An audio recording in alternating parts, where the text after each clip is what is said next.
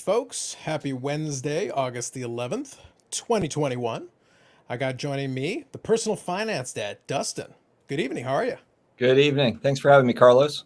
Absolutely. So I kind of wanted to have a little bit of fun. I've been watching Dustin's channel for a little while. We were just chatting a little bit beforehand. I did enjoy though in the comments. It's like Michael is already blaming you. Is Dustin's internet causing an issue? No, his internet's fine. We were just chatting, and then before we started up, we needed to get a refill. So he got his refilled water, and I got my stuff here, and I'm good to go with not shameless branding. Right. Got to have the shameless branding, but that'll be filled up shortly. Anyway, but nope, we're good. It's one of those things. I was actually having some fun because I was chatting with some folks like, well, why do you want to talk about great video games? And I was giving Dustin a little background, and I had mentioned it the other day in the live stream. I'm not unfamiliar. My younger brother is really the big gamer and collector in the family, mainly. But I have my stuff, and I'll give a little background first, and then I'll kind of explain what I was kind of having in mind talking with Dustin as well. But basically, right around the 2010s, I want to say 2014, 2015, and 2016, I got into collecting a little bit more. When I was a kid, obviously, I played quite a bit. And for me, the systems du jour was, the Nintendo, the Super Nintendo, Sega Genesis. Always had fun with those things. We had the Nintendo 64 for a cup of coffee. Never really got into it. And I was actually showing Dustin before we got started here. So this is the Sega Saturn, for those of you guys familiar. I got this one at a game swap around 2015, 2016. And stuff like that is actually on my channel. I was making videos of different media pickups. And I did get it with the Action Replay. Those of you who are familiar, the little cartridge on the back to memory expander that also lets you play imports. That was the other thing with these things. It lets you play imported games from Sega Saturn. So I actually really enjoyed that system. Unfortunately, one of Sega's many mistakes in timing. A really cool system concept, poor execution. But I was around, and during those times, as collectors, you went out looking for the stuff you wanted to do. And part of the thought process here was, oh, I want to talk about it a little bit because I'm not unfamiliar with the graded video game market. But obviously, they've started to make some headlines, and it was really the Super Mario 64, the WATA Super Mario 64 that sold for the record, and then was broken by the rally selling the Super Mario Brothers. Now, there is a little bit of a distinction between the two, but I have been paying attention quite a bit into that world, and I think you're familiar with this one, Dustin. We didn't talk about it, but I like to watch a YouTube channel from a gentleman named Reserved Investments. Yes. Yeah, so he talks quite a bit about different kinds of collectibles, not just one, but lately he's been on a kick with the graded video games in particular. Yeah. So there's a lot of that. And then Carlos Sr. was the one who had a lot of fun, actually. It was funny. Not Atari Jaguar, not the Jaguar, but I did laugh because Carlos Sr. was big into garage sales. And he went and got an Atari 2600, so we played that as well. And that was so I had exposure to almost all the game systems, basically from Atari all the way through till basically present, because my brother kept collecting. He's still a gamer today. So all the iterations of PlayStation, all the iterations of Xbox. And I've got systems lying around. I grabbed this one because this was one of my kind of favorite funky ones. I will say the Dreamcast was a great system. I did enjoy that one as well. That was a good one. I liked a lot of the Sega stuff they did, even though they kind of drove themselves into the ground, unfortunately. Yeah, unfortunately. Yeah. But when it came to the graded stuff, part of the reason I wanted to have you on and chat a little bit was because now we're into this world where they're doing that. It's not new, grading thing, but graded video games. Around that time of those swap meets when I was picking up that stuff, graded video games, they existed. VGA was out there doing its thing. WATA wasn't even a thing, wasn't a discussion point. Nobody was really thinking about that. And if you went and got something, it was, in box. So there you go. There's your Atari 2600. Real sports baseball. Super high-end stuff, guys. Super high-end. Love it. Basically, you'd get it inside one of these little plastic cases, and that'd be the end of it. It wasn't. You could get sealed stuff because definitely what you had was a combination of collectors. You did have some dealers that did it full time, but then you'd also have the weekend warrior types that were just collectors that had built up these big collections. It's, I got some extras. Yeah. And you just went around looking for stuff that was cool, stuff that you thought was fun, or that had some kind of a memory for you. And then once you got past your childhood ones, there were some folks that were definitely more industrious. They were looking for those sealed games. They were looking for those nicer condition copies. Totally understand. We weren't thinking about it at that time. Yeah, and the box art on the Atari 2600 and the original NES is really cool. I mean, that's something that didn't really grab me until recently too. That was another thing. I was like, those black box NES games and the Atari game you just showed, just really cool designs that, just that retro design. But it was also indicative of why the game crash happened. So this one's from 1982. And then you go look at this thing. It's like, oh man, that's sweet. Look at that. I was actually, this was part of a collection where I decided because they were so cheap, I'm a big baseball fan. And I go, I wonder how many baseball video games I could get my hand, because they're so cheap. Like I can just buy the stuff for a dime a dozen. I've got ColecoVision baseball games. I got all kinds of stuff. But then you go look at the game. Yeah, it's practically real. Amazing. Imagine paying good money. It's like, wait a minute, the art looks so sweet on the front. It's like, yeah, it's still a couple of pixels. I know. Well, I think it's hilarious that people are spending $1 million on CryptoPunks, and when I see CryptoPunks, I just think of like this. Yes, You 8 know, it's bit. like Yeah, 8 bit. these are the original CryptoPunks. You That's know, right. and it's like, so yeah, I know. I get it, man. Yeah, I get But it. it still makes it funny. It was one of those things. At that time, it made sense. So I'll quickly get caught up here. So we got the collector. Hey, it doesn't look like Bobby. Ah, well, Bobby could have gotten a little younger. It's a shading in the lighting. It said he's not wearing a hat. That's what's throwing you off. Usually Bobby wears the hat.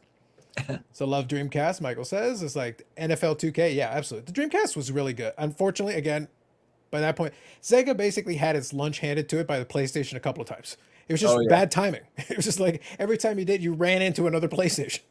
And they were always one step ahead of you, and your timing was just. If they had released this Dreamcast, it wasn't a perfect system. I liked it, and I thought the controller was great on it and all that. But I think if they released this, I want to say the end of '94. If they had been able to come with it sometime in '93 and give them a little lead time before the PlayStation kicked in and gotten some more games on there, Yeah. I think it would have been fine. The system was good for what it was. And then PlayStation 2 just really wiped everybody out. I mean, PlayStation 2 was incredible. It was a monster. For its time. It was For its time. Yeah, I mean, but it was a monster. Yeah. Plus, it was a DVD drive. It was the cheapest DVD drive somebody could get their hands on at that moment Exactly. when they first released it, which was Yep. genius. It was a loss leader for Sony. They made the money up later on in sales for software. But yeah, they were willing to basically destroy other people with a loss leader. Yep. So let me ask you this question. I know you got Retro Game Dad. So I've got it scrolling across the bottom. Right now, the link isn't in the description yet because I didn't want to mess with StreamYard too much. Yeah.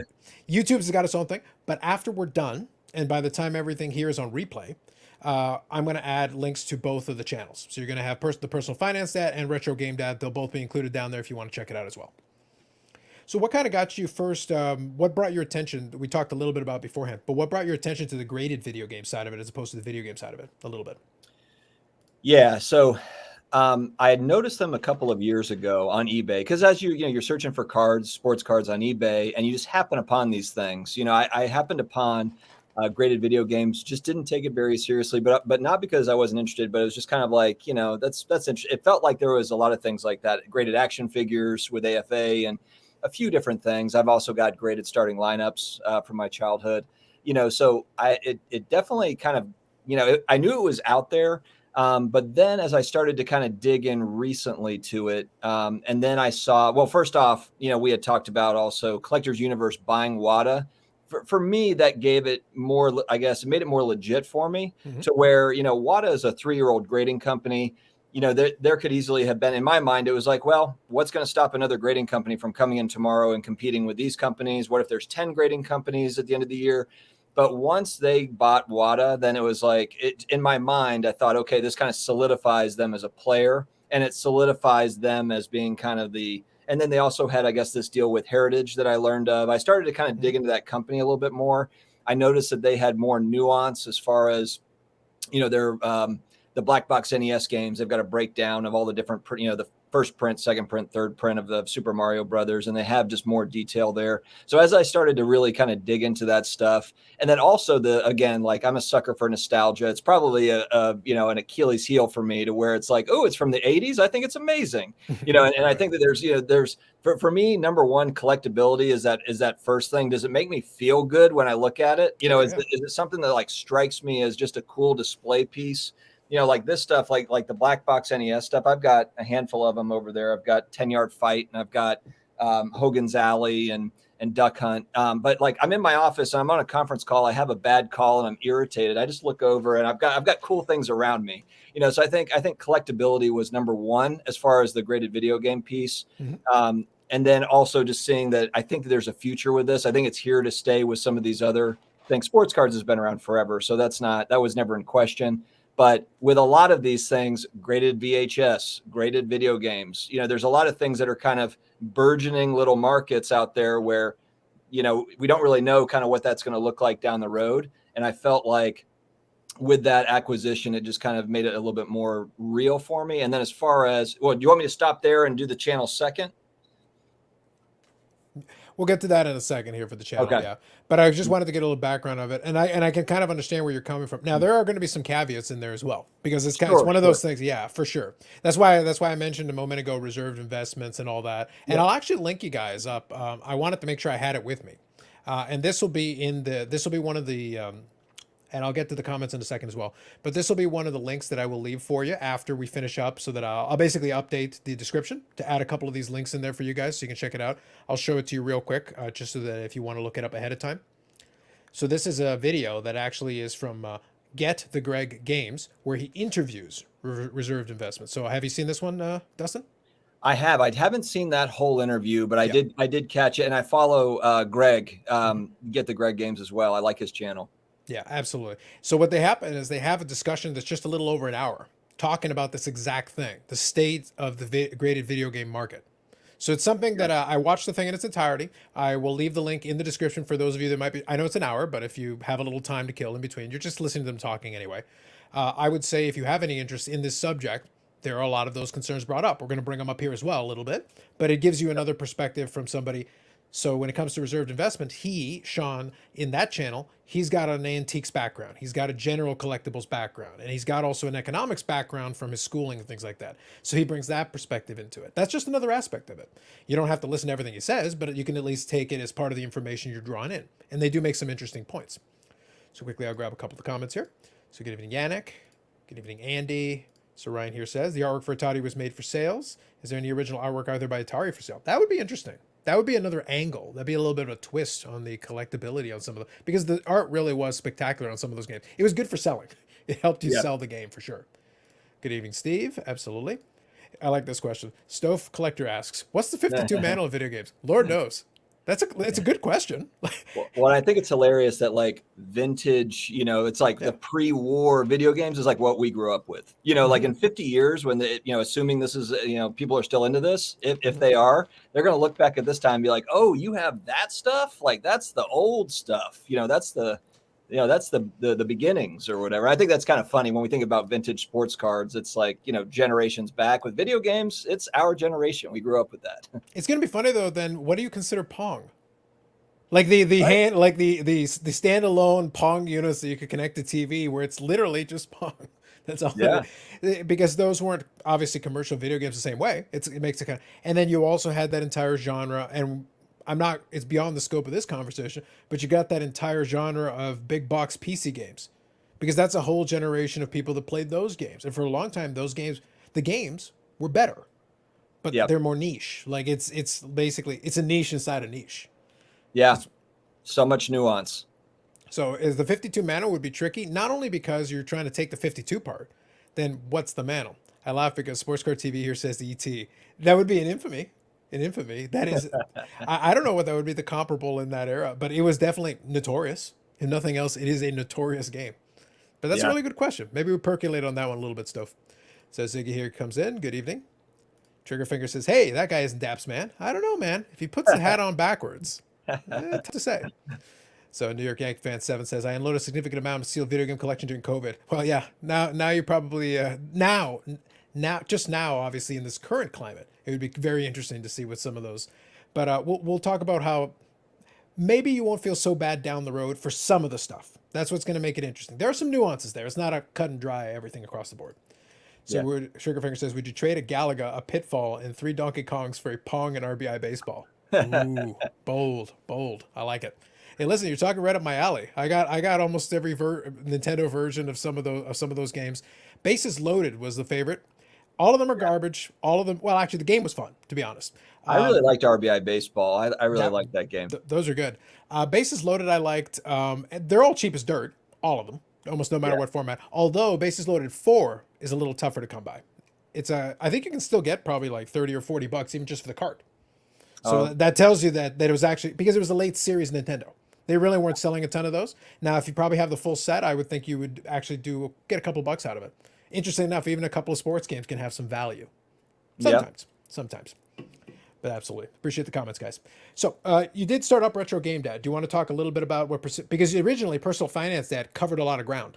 And inside of the actual description of the channel included video games amongst the things you could chat about. But now you have the spin-off show, so to speak. What was the thought process behind that? Yeah, I just figured, there's just I don't have enough time to talk about all of it. And that was kind of my issue. And that was part of the reason why I named my channel The Personal Finance Dad, is just because it's all encompassing. I didn't want to necessarily be sports card dad if I was going to talk about graded video games and other things. But I've just kind of settled on sports cards being the niche for this channel. And as you probably know as well, it's like, if you talk about too many different topics on YouTube, it's not necessarily great for the algorithm. Not that that's everything. It's not. But at the same time, I just figured, you know what, I'll just kind of stick with sports cards on this channel and just delve into a second channel here. And then another thing is my son is a big video game kid, like a lot of kids, and my daughter too. They're 8 and 6, and they play a lot. And my son actually likes the original Mario Brothers games, and not even just like Super Mario Brothers, but the original one. Original Mario Brothers game. He likes So the Atari one where you knock off where you bump them off. Where you bump off the turtles and all that. Yeah, he likes that just as much. He's got a Switch and he plays Mario Maker 2 on it. He has, Minecraft, but he actually likes the retro stuff as much. And so I was thinking, like, this could be like a bonding thing. Maybe down the line he'll do this with me. So there was multiple reasons for that. No, that makes sense, and that's why I say it's fun going backwards. Quickly, I'll grab this comment. Good evening, 357. It is kind of fun though going back because now that these big prices are coming in, it's like all of a sudden it's like games never left. To be clear, but obviously during COVID we didn't have those shows. That's why I say I was thinking back fondly on those game swap meets because they were having them almost every weekend. So over in that area, they would have one here, and then they have one here, and some people would hop around and do all the different shows, buying and selling. It's like any other market. But it was also the heyday of a lot of vlogs that were on YouTube doing their thing. And there's a gentleman who is CJR, and he still does vlogs and stuff, but he built this gigantic collection of games for different systems, doing garage sales predominantly and swap meets. He just went and bought and sold, bought and sold, bought and sold, but then has like near complete runs of certain series because he managed to pick them up over time. So it's kind of interesting watching that develop. And it's like a full gigantic basement full of like games, wall to wall, systems, games, everything. It's a whole thing. Yeah, I've learned that in just Facebook groups, and I'm learning about this space. There's a deep collector base. I mean, there's guys that have a whole like man cave that is like a wall of games, like you're talking about, a whole system set up. I mean, that really kind of interests me, especially when we talk about supply demand with graded, raw, loose, games, whatever. Because how many of these guys are going to go and get all that stuff graded and sell it? Well, if it's selling for $1 million, maybe they will, or take extras and do it. We can get into all that later, I suppose. But that's also kind of a fun kind of, those variables are fun to pay attention to. Absolutely. What's going to be fun as well now is that since, like I said, the game folks doing the YouTube, they already existed. Some of them already have their roots. They're not going to be starting from scratch. I'd be curious to see with the dollars getting to where they are, how many folks are going to come out of the woodwork to suddenly get into this game, so to speak. Because in that time period, it was starting to grow. You had like a little mini boom going, but at the same time, almost all those folks were accessible. CGR, for example, was starting to build his channel. He was doing very well with it, but he was at the game swaps all the time. We saw him. We would sit down and just chat for a little bit. So it's one of those things like you saw him on YouTube, but then you'd also see him at the game because they're there buying games. They existed in that world, and it was pretty semi-regular because they lived around that area. So it's just very funny that they're there. It wasn't a big deal. It was like, some of the kids though liked it because, oh my God, you're the guy from YouTube. That was the first time I got a chance to see like where some of those guys were starting to get that a little bit, but it was still very, very simple at that time. It hadn't quite gotten to where today it might be a little different story if they suddenly blows up again. Yeah. So real quick, I'm going to grab something here. Now, one of the things I wanted to say is that part of the fun with reserved investments in those things, David G, Pokemon cards equivalent to Zelda. Interesting.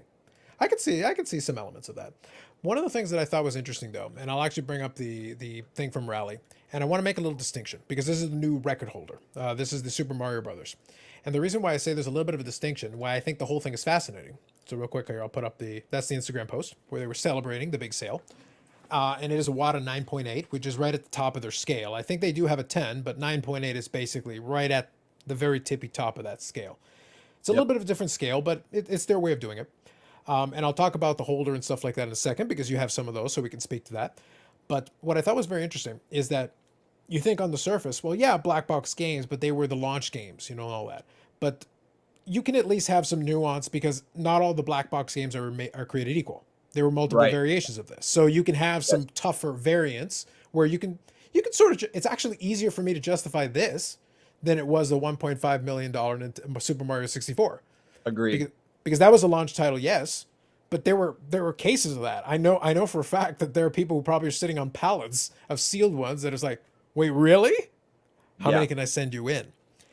But that leads me to the first kind of little interesting quirk and mini problem, and it'll be interesting to see if Collector's Universe resolves this. So, and we can use this as an example. So, Dustin, you had a couple of the WATA games around you. Can you grab one just for the purpose of this? Yeah. So two things we'll talk about here. The label and everything on the top is kind of cool. I think it's an interesting design. And from what I understand, they're pretty sturdy. Is that what you kind of find in your side of it from the holder perspective? It's sturdy, yeah. I wouldn't, I don't want to drop it, but if I did drop it, it probably wouldn't break. Yeah, for sure. Now, here's what's interesting. So you got pro wrestling there. That's considered a 5.0. We can talk about the scale and all that in a minute. It's not too concerning. But here's the first issue I see. Let's put it this way. So imagine this pro wrestling was a 9.8. It was right at the top of the scale. Hey, awesome. That's cool. It's a black box game. It's, great condition, all that good stuff. Now, here's the thing. You say you wanted to put it up for sale. You could probably do all right. But here's the question. Say you were a buyer and whatever. So just out of curiosity, how many are there? We don't know. Yeah. And why don't we know? There's no pop report. Bingo. Yeah. It's kind of we're not denying the reason why I said the Super Mario is probably more justifiable is because I understand that there are variants. I was immersed in that world. So at least this is pre-grading. I understood there's a little bit of nuance to it. I get that. But again, coming at it from a collector perspective, we understood that certain ones were tougher to find. And certain ones were tougher to come by. It wasn't because of the grading. It was just, they're tougher to find. They're tougher to come by. Yep. That's why I use that basis loaded 4. It's a baseball game. Yeah, but some of them are a little tougher to come by for very specific reasons.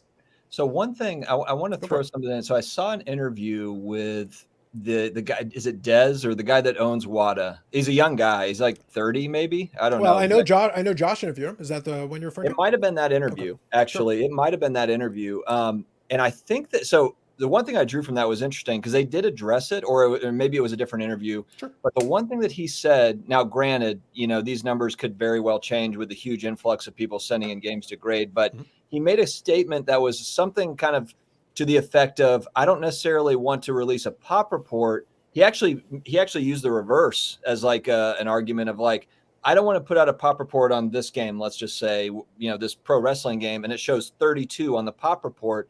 And it gives the impression that there's only 32 in that, in that grade, kind of like saying that there's other copies that are out there in the world, like almost like it would tell people like, oh, there's only 32 of these that will ever be kind of thing, which is kind of like a backwards way of addressing it. But when he said it, that was kind of interesting. I was like, I've never really thought of it like that because obviously like sports card people, comic book people, you want to see the census reports, you want to see the pop reports. And of course, if you're going to spend $1 million, $2 million, you're taking a larger risk. Obviously, you're already taking a risk if there's a pop report because there could be more pallets of these, or they could be lined up sitting there at WATA to be graded. So yeah, I mean it's a huge spec. It's a big spec, for video games because I don't think that VGA has it either. I don't think that either company has up-to-date pop reports that are public. I know they have the data. I think they've said they've got the data. I think some people have been able to get their hands on a little bit of information from VGA. They found ways to at least be able to come up with reasonable estimations based on some information that is available. But you're right. Like formally a pop report, like if I go to a PSA, if I got the app, I can scan the barcode and say, all right, this is a pop 50 or a pop 100 or whatever the case may be. But the reason why I said it's interesting is that we're still talking about a graded collectible. And the Yanks fan, Baseball Stars. The Baseball Stars games were good. I have 1 and 2. Loose card. Again, we were just doing it. I was picking it up because I wanted them. So I didn't even think to buy the box one. To be honest, I would cringe to know what it would cost for the box one now that people are into this world and thinking about it. Double Dribble was a great game. Absolutely. I remember RBI Baseball required a line drive just inside the first third baseman to get a home run. Absolutely. There were some of these games. My favorite one, though, was original NES Baseball. Loved NES Baseball, but I felt like I had to work so hard. So when I actually hit a home run, I was celebrating because it took so much damn work. Yes. Yeah, it is one of those things. Incisive hours of Blockbuster, indecisive hours of Blockbuster. Absolutely. Absolutely. 100%. But the thing is, but this is where I'll bring a little bit of the sports card element into it. The whole concept is interesting, and that argument is also an interesting one, but just imagine, let's bring it into a sports card context for everybody to kind of imagine it this way. it gets a lot of play today because obviously it's one of the big cards, but the Jordan PSA 10, 86 Fleer Jordan PSA 10. We know there's like 315, 320 of them. We know that because the pop report exists. And they've been doing up and down, and people are looking at it as a big indicator of the market. Whether you believe that or not is fine. That's okay. But imagine if we released a couple of those PSA 10s out and you had no idea what the pop report is. There could be 500. There could be 1,000. There could be 50. If you don't happen to know, oh, by the way, Gary Vee owns 20 of them. If you didn't know something like that, but then it's open auction and you're there with incomplete information, how much money are you going to throw at this? Yeah. I mean, in a small way, it was kind of similar to like 1990, where you have, junk wax era, where everyone's got, like, I think everyone assumed there was some scarcity there, not understanding that there was millions printed, and we didn't have the internet to be able to say, you couldn't jump on eBay and say, oh, there's 1,000 listed on eBay. You had your local card shop in 1990. You didn't know what was being sold at the next town over, the next state over. So yeah, I mean, it's similar, I suppose. Yeah, absolutely. That's the only reason why I say that, although printing obviously has gone up, we know that, like, that's objectively true. The reason why I chuckle we're never going to get a full junk wax era for one very good reason: social media. Because if you reach that junk wax era, you would have Instagram pictures of pallets of cards at Costco. Yeah. And then as soon as you empty it out, they bring out another pallet. Well, as soon as you see that video, you kind of know where you stand. Yeah. By the way, my local Costco has 500 boxes of this. It's not scarce. And what's funny about these is that I'm not really worried about a collector having these, although it could be the case. You could have a collector that's got 100 of these sealed. Yeah. What I'm worried about is them finding like a KB Toys or a Toys R Us, the pallets that are in like a random warehouse or in a random storage unit. That's what I'm worried about. I'm worried about store inventory that never sold, back, whenever. And maybe it's not out there, but maybe it is. We just don't know. Yeah, absolutely. And one of the phenomenons that I found, this is again pre-grading, but it's still part of that first little mini boom that I was kind of experiencing part of it. The Nintendo games were seeing a rise because obviously the kids that grew up with the Nintendo were coming of age. They were coming into disposable income. They were getting into it. But the best part about when something is first starting to boom is, number one, you get excitement, but also you get people with ambitions. You get people with goals. It's like what happens in New Year's. What are your resolutions? What are you going to do? I'm going to work out five times a week, and I'm going to do all this stuff. Well, a lot of people were coming out of that. They were looking for the games that they remembered nostalgically, but then after they were done, it's like, I wonder if I could finish the NES set. So it would result in a spike in a lot of these obscure games that, yes, were rare, but the only reason you wanted them was because you were trying to finish the set. You don't actually care about this. It's like, so what can you tell me about the game? Oh, I have no idea. I remember having that conversation all the time. Some guys were working on these sets, and I was like, what do you want it for? Do you really need Hogan's Alley? Is that really like, do you have fond memories of Hogan's Alley? It's like, is that a thing for you? I kind of doubt it. Yeah, no, absolutely. I get that. Yeah, I think for me, so one way I'm trying to hedge, and I think if you watch my channel to some degree, I don't spend monstrous money on one item. I'm trying to protect myself on the downside there. So like, for example, this game, all right, so this game costs $300. Mm-hmm. As it sits right now, it's $170 to grade a game at WATA. Yeah, right, they're expensive. I was going to mention that too. It is kind of expensive to, and they didn't suddenly inflate it, I don't think, for COVID. I think it was kind of expensive before as well. Yeah. So my thinking is first off, like the sealed stuff is just kind of going through the roof price wise. This is a CIB, which means it's complete in box. Now, part of the risk with the CIB is that you can take pieces. So they essentially grade out, you already know this, Carlos, but they grade out the cartridge, the manual, and the box as a CIB. You have to have those three items. But what's happening is people will take pieces. So they'll find a really good manual and they'll put it with a really good cartridge, and they'll find a box, because that's the toughest part, is finding a box in good condition. And so that's where you'll see a lot of times where it's like the box is a 6.0, but the manual's a 9.2, so it might not be the original stuff that was sold. And that's what CIB is. But my thinking with that is just at some point, the sealed stuff is going to be very expensive. And then anyone that's trying to get in will be looking to the CIB. And then, if I want to sell it, maybe I sell it, but I'm also okay just not, I'm okay just kind of holding it because I think it's cool looking. Sure. Yeah. Yeah. And I think it's reasonable. Like your logic at least has some basis, but that's what's made the whole thing very fascinating, because that there is going to be, again, depending on what what system you're talking about. Because what happened is, as time went on, again, when this mini boom happens, you got contemporary games that people suddenly, some Xbox games and these things, it's like, oh, but they're sealed, and then they would like stow away tons of them. It's like, yeah, you and a bunch Yeah. of, if all of you do that, what's the scarcity? What's the rarity? But then the other element of it kind of plays into what I said a moment ago. Hogan's Alley is a perfectly fine game. But Yeah. if you have some nostalgia for it, I could see paying some money for it, but you're not going to pay like crazy money for it, because Yeah. it's like, even if for whatever reason a sealed one, it's like, do you want it? Is it that interesting to you? Do you actually want the game? Right. Yeah. And to your Yeah. point, a lot of those dealers actually would have like stacks of manuals, because if you were trying to Yeah. complete your CIB, you would go to dealers that, oh, by the way, this guy's got like tons of manuals and he's got like the inserts and this stuff. So maybe you didn't have the box. If you happen to have the box and wanted to finish in the cart and wanted to finish it off, okay, so you're going to need one of these, one of these, one of these. Yep, here you go.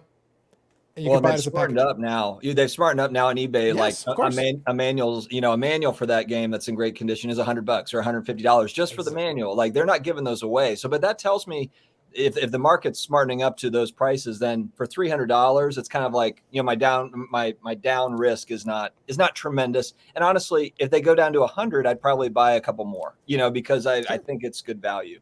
Sure.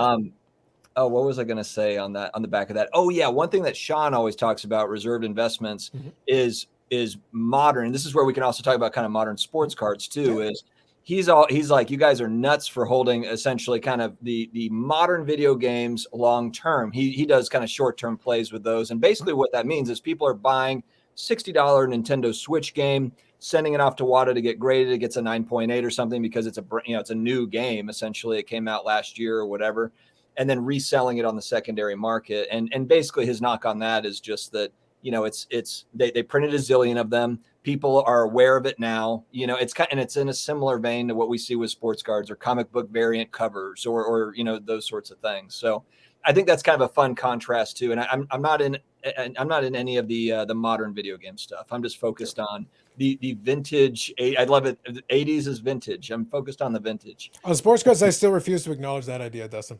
I'm out on that. Listen, I'll accept vintage when I decide it's vintage. Until now, absolutely not. We're sticking with Pong. Bobby can have vintage. He can have vintage with Pong.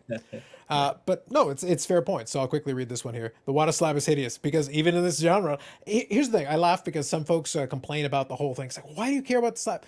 If you're a collector and you want it as a showcase piece, the aesthetics do matter a little bit. I understand it shouldn't be the main driving force behind it, but if it's genuinely hideous, you don't want to show it off. Like there has to be a little bit of the presentation does matter a little bit. Like SGC literally goes, it's like, hey, the tuxedo. Either you like it or you don't. But if you like it, it's a selling point. If you don't like it, it's a detracting point. But it does matter how the label looks. Again, you're not going to pay extra because the label looks extra fancy. But you will like maybe back off a little bit, all things being equal, if I present you two versions that are priced similarly and you frankly like the aesthetics of one over the other. Yeah, agreed. Yeah, so again, you won't pay double, but you will at least consider it as part of your decision-making process. So I can totally understand this. So right here says, the manuals and comic book art, like what is Yar's Revenge had, yep, individually graded as well. So did they grade like the individual components? I know you mentioned that when you do CIB, they grade the components to come up with the composite grade, I guess is what I would call it. Yeah. Do they grade the individual pieces as well? Yeah, it's interesting because I have a copy of Yar's Revenge. Let me actually grab it just in case, because Sure. the one thing I like and what people like about WATA compared to VGA is they give a lot of details about the game and what they graded on it. Whereas VGA, it's just kind of like, here's your score and that's it. Let me grab Yar's Revenge. No worries, go for it. Really good questions, guys, and feel free to keep asking away. I am keeping an eye on it as we go, but it's one of those things. There's a couple different directions we can go. We're just having some fun with this one. I like the topic because there are some interesting comparables for sure. So there's a 9.4. This is a Yar's Revenge. Yeah. So okay. Yeah. So this is a sealed copy. Now this is not as it's not as. So I'm going to zoom in on you, Dustin, so you can see it a little better. Go ahead. I'm gonna try to turn it a little bit. Sorry for the glare. Beautiful guys. art, really nice art, I will say for sure. Yeah, so this one is sealed, but it's not extremely rare. A lot of these Atari games came in 6-packs, and so you do have kind of cases out there that are hanging around and there's not a hang tab. It's just sealed. Oh, I guess this does have a hang tab. Never mind. But yeah, on it does say, Ryan, with comic offer. So inside the box, it comes with a comic offer. So yeah, and then Mike Tyson's Punch Out has a similar thing too, where it's like there's a letter from Mike Tyson in some of those games, and there's not in others, and they do reference that on the label. So I like that about WATA games. They really kind of give you details. Yeah, I think as a collector, you want that stuff. Like you really do, because those nuances matter. Because there were some variations tried. That's why I said the whole thing with the black box is that there isn't just one black box. I can say black box to you, but there's some. Now you can get really into the nitty gritty. It can get down to these little minute details that only the hardcores of the hardcores understand. But if you frequented Nintendo age back 5, 6, 10 years ago, you were catching up on a lot of this. I like immersing myself, even if I'm not going to dig that deep. Even if I'm buying the real sports baseballs of the world, Yeah. which doesn't exactly require a lot of deep research, I still want to at least understand what the hell I'm doing. Like, I don't want to be throwing away my money on silliness. That's dumb. Yeah. I'm with you. With collectibles, if someone is collecting vintage jelly donuts, I want to know all about why they are and what it's all about. I think I think all of it is, it's fun because there's a lot of human psychology behind that too. There's always kind of there's a memory, there's a nostalgic, something that ties that person to that thing, and so, yeah. But you never know. That was always one of the things that I enjoyed about that genre, is that you never know why somebody was interested in it, because you'd see this weird, if you're not doing a set, if there isn't a specific thing, you'd end up with a lot of stuff. Because I brought one more game here. I'll show it quickly. So this one is complete in box, but it's not even in the plastic. That's how not concerned I was at the time that you buy this. So this is Wings 2 for the Super Nintendo. Now, this is not a particularly good game, to be perfectly blunt. It's really not. It's decent. It's fine for what it was. It was a little flying game, and you were, I think you were meant to be in World War I, and you got the Red Baron there. You got a little bit going on. So it's a cool enough game. Now, why on earth would anybody want this? Only one reason, and I'll quickly explain what it is. In Canada, we have a channel called YTV. It's a kids channel. Now they've gone through multiple iterations, but back in the 90s, that was predominantly, they would play cartoons and stuff like that, all kinds of stuff. One of the things they had on there, and it was a long running show. They had a show called Video and Arcade Top 10. Okay. So it was a long running show they did, which is exactly what it sounds like. It was they would talk about video games, but it was also like a partial game show. So they would have kids on playing these games, and you could win the games and stuff like that. Okay. So you'd have to call in, get through on the line to get over, and so you could go to the studio, and if your number was called, you would get a chance to play, and you get a chance to play a little bit in advance. There's a reason I know all this. You were in it. Yeah. Yeah. So I would love to see if they've got an archive or something. But back somewhere in the early 90s, probably 92, 93, thereabouts, when this game came out, there's an episode of the Arcade Top 10 where Carlos won this game originally. Not this copy, but a copy of this game with some other prizes. So I won that episode of the Arcade Top 10, and that was one of the games I had to play, and one of the games that I won as part of that game. Yeah. But it was a TV show, because so what happened is, once they said I won, for whatever reason they screwed it up like 3 times. So we had to do 3 takes of me being celebratory that I won. That's really funny. So I actually have a memory associated to it. Otherwise, it's a garbage game. It's nothing special. Right. But I went out of my way at the Game Swap to go find a copy of that, because we had long since sold it. Like, I had no use for it, obviously, after. But I remember playing that game, practicing it, because they tell you what games you were going to get to play. So once you were chosen to be able to do it, you had a chance to play it. So we actually had to rent the system at that time so that I could play the game and practice. And it drove my younger brother nuts, because he's the big time gamer, and I'm the guy who ended up on the TV show winning the game.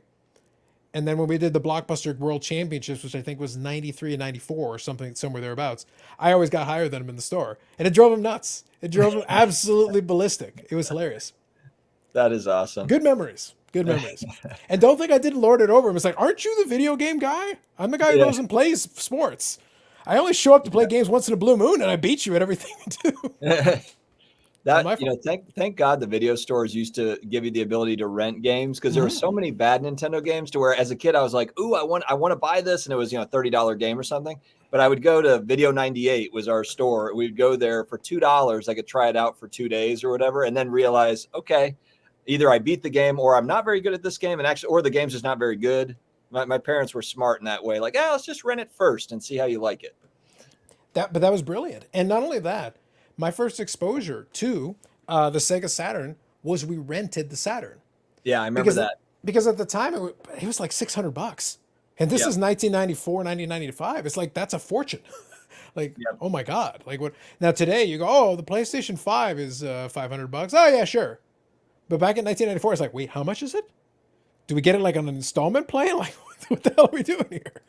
Yeah, that was a tough sell for my parents because it was like, okay, you've got a lot of games to choose from on the Genesis, and I had a Genesis and a Super Nintendo, so it was like a lot of times they'd be like, all right, well, how much are the games and how many games are there? That was always the question. Yeah. And with those, were like with the Atari Jaguar, the Sega Saturn, they didn't have there wasn't a library of games right off the bat. So they were like, okay, it's $600 plus the games are 60 or 50 or whatever, and there's only 3 to choose from. We're not getting that. No, you need What's funny is the games are not that much more than they were back then. Like if you actually think about it for inflation, if you account for like 30 years of inflation, actually, they were pretty close to that at the time. It's not that much different. It's kind of weird. I will say though that when I think of the Saturn, I think one of the mistakes they made, because you got this port back here, like I mentioned, it's like where you can put this card for the RAM and all that. And I always thought this was dumb of them. Why didn't you fix this up so that you could play Sega Genesis? Yeah. Because if you had offered, some backwards compatibility, like, oh, well, why we want to do that? Because then the parents who already have a Sega Genesis would be like, okay, well, at least, if we sell off your old system, we get some money back. You can still play the games we already paid money for. Yeah. Okay, I'm seeing some. You might be able to talk your way into that because you had the little port back there. It's like if you guys had put it in there, you're not going to sell systems on that, but it wouldn't hurt. Yeah, giving you something. Point. That's a good point. They're a little Sega marketing. Yeah. So quickly, I'll read this one. So I had the Atari 2600, many of its games. The fact that my childhood is now vintage ruins my. That is why I refuse to acknowledge that. I refuse to acquiesce to that. I shall not. So JJ Bama, good evening. Adventure was the best Atari 2600 game. There were a lot of games that people would swear by. The name escapes me, but there was one where you were like a tank, and Carlos Sr. and I played that a lot. We had a good time with it. It's a fun system. With the little joystick and everything. It's dumb if you really think about it, but I can imagine somebody in 1976 or 77 being thrilled with that. That was probably amazing for that point. Yeah, the NES, the original Nintendo, was the first system I owned. I did have a buddy that had a 2600, or maybe it was a 7800 or the last Atari, but I never spent a lot of time on the Atari, but I enjoyed it for what I did play on it. I think the Nintendo top to bottom was probably one of the best systems because it was unbelievable. It had so many good games. So many good games. Hobby Champs, good evening. I need a boy in his blob gem mint. Now there's a reference. I remember leafing through a lot of early 90s Game Pro magazines, and you got to see a lot of games out of that stuff. It was a golden era, I will say. It really was. It was. I heard SGC is making 100% non-transparent black grading case that doesn't allow you to see anything. Yeah, exactly. I can imagine that. So here you go, 357. Anyone remember TurboGrafx 16? I do. I just remember not being able to justify. I loved some of those. The reason I picked up stuff like this is that when I got it at the GameStop, it was less than $100. Yeah. So I was like, okay, like $80. Yeah, I can do that. Comes with the controller and the power. It works fine, by the way. Worked perfectly fine. So I was like, all right, working condition, we're good. Yeah, there was a lot of. Was that the same as Neo Geo, or was that a different one? So TurboGrafx 16 was released. So Neo Geo was different. Neo Geo was a super expensive one. Neo Geo was cool though because you basically got to play these gigantic cartridges, and basically they were almost pure arcade ports. Like it was pure. Like this was. I think Samurai Showdown was one of the ones that I remember being super hot on Neo Geo because it's like because you're getting basically. Because the cartridges were these gigantic cartridges, and it almost looked like, and the arcade version that was actually for an arcade system, the cartridges look almost the same, except they were less fancy. But it's like, so you're buying this gigantic cartridge. By the way, it looks spectacular. It was the best version of Samurai Showdown you were gonna get, but it was like, how much is it? Like $800? Okay then, moving on. Yeah, the rich kids had all that stuff. I wasn't there. Yeah, and the games were super expensive too. So it was like across the board. It's like basically this is how you flex in the mid '90s. So you have a Neo Geo in games, do you? Yeah. Good for you. Yeah, it was very expensive. Yes, it was. Now, one other linkage though, kind of in the same vein though, that I can bring back to the sports card realm a little bit. And the reason why I mentioned about the whole pop report thing is because we complain about. I used that silly example with the Michael Jordan, but we do have in sports car stuff like this. It's not exactly the same. But just imagine like stuff like Kabooms. Imagine stuff like Panini Color Blasts, which we know are tough to pull. We know that. How many of them are there? The card companies do stuff like that too. It's because they're not numbered. We know they're tough because they I think it's one per case or a little bit tougher than one per case, something like that. And obviously the prices are according. But imagine we're trying to price something where we don't even know how many there are. And that's happening in the video game thing right now with the grading. When you go pay $2 million for that, it's like, by the way, there could be somebody sitting with like 10 of them. You have Yeah. no idea. You don't know that. Especially, well, and even that Mario that sold for $2 million, it wasn't, if I have this right, I'm pretty sure I have this right, but you probably know this, but they had kind of a big sale last year, the year before, and it was a test market copy. So it was one of these copies that came over, like it was not one that they were selling in stores. It was like one of the first production ones. And that one, but this one, I'm pretty sure the one that had sold that 9.8 was like a third or a fourth print, if I have that right. It wasn't as if it was even, I mean, it was still fairly rare, of course, and just having one that's sealed and in perfect condition. But as far as I know, I don't think it was a test market one. I thought it was. When I first saw it, I was like, that's got to be like a first print, first production line, you know, like a test game, prototype type thing. But I don't think that it was. And that's the part that kind of surprised me a little bit for that one. Yeah, for sure. I think part of the problem is that when you get into those black box ones, you're looking at these tiny little nuances. Does it have the hang tag? Does it have this Yeah. indicator? This The little thing? trademark and Yeah, it's these small little differences. Now, to somebody who's paying $2 million, these little details are going to matter because it's like, so I'm paying how much for this? Okay, it better be like this exact one that I'm assuming at that point that this probably isn't the first Nintendo game they bought from WATA, probably. So it's there's got to be something behind why they decided to extend an offer, because they had previously rejected a $300,000 offer because they said, Yeah. now 25% of the people voted to keep going even after it was a $2 million offer. It's like, guys, let it go. Let it go. Yeah. You did all right. Let it go. Well, it's kind of amazing if you think, because they bought it last year for 140. They got an offer last year for more than double, which if you're an investor, that's a great deal, you know. And then now it's like crazy stuff. I mean, It is. That's one of the few times in the fractional. Actually, you did fine. I teased and made fun of the people who had the 53 tops mantle because it's like, so you made $4 Yeah. per share, really? That's your $4. Oh man, settle down, guys. Took you a year to make $4. Ooh. Now in this case, they made multiples, like many multiples from the original investment. Like even with the fees and everything, it's like, actually, you guys did all right on that one. I'll give it to you. On that one, you definitely did all right. So JJ Bama fills in the blanks here. The tank game was called Kombat. Very nice. That sounds right. Yeah. Yeah. In the 80s, I could definitely imagine that being cutting edge. Carlos Cedar and I had fun. We had a good time with it. It was a fun game. Some of those games were like that. They were silly, but they were fun. Is it sweeps week? Yeah, exactly. Seeing a lot of channel crossover. Well, Dustin's doing his second of 3 because you're doing the one with where you carry Brad to decent ratings, I believe. Is that how that goes? Yeah, Brad's on real thin ice. He's going to get the hook, I think, at some point. He's just going to at some point have to contribute something. Like, wouldn't it be something? I'm like, man, it's an hour, and I need you to help. You know, I need you to bring something to the table outside of hair gel and cupcakes. Well, you know, well, and also cake he never eats. right. I hear promises like I would like one video of you actually eating this cake to confirm. Like, how do I know it's not an IKEA cake that's made out of plastic? Don't lie to me. That's a stage cake. No, we don't know that. There's a conspiracy theory for you guys. I think that's a stage cake. I think that's the same slice of cake that he's going to eat for his cheat day every single time. It's like he just keeps bringing it out of the same storage closet, dusts it off, and brings it up in front of you. It's like it's like plastic cupcakes. He just keeps on bringing them out. Yeah. Listen, he probably could have baked that on the. I got as part of my video on Arcade Top 10 winnings, I got the creepy crawler oven with that. But I'm sure that you could have gotten like an easy bake oven in certain scenarios. It's like he could have baked that cake out of that if you wanted. At least that would have been a real cake. Just saying. Hope this isn't a cliffhanger. Make me wait to see Fonzie jump the shark. Ooh, a Happy Days reference. Love it. Yeah. So I like this comment. Nintendo was probably the most iconic and still pretty good. I will say Nintendo, the Nintendo Entertainment System was the first one that I think holds up where like you can give it to a kid. Yes, the graphics are 8-bit, but the games are solid. The gameplay is there. Like you're still getting like when I joked about the whole thing with the Atari, it's like amazing art, amazing. It's like pixel blockmen. Like, yes. What is that? And the music. This is going to blow your mind, but I drive my kids to school and we listen to like Zelda 2 boss music, and we listen to like Mario 2 theme song. The midis were solid. Like they did a good job with those.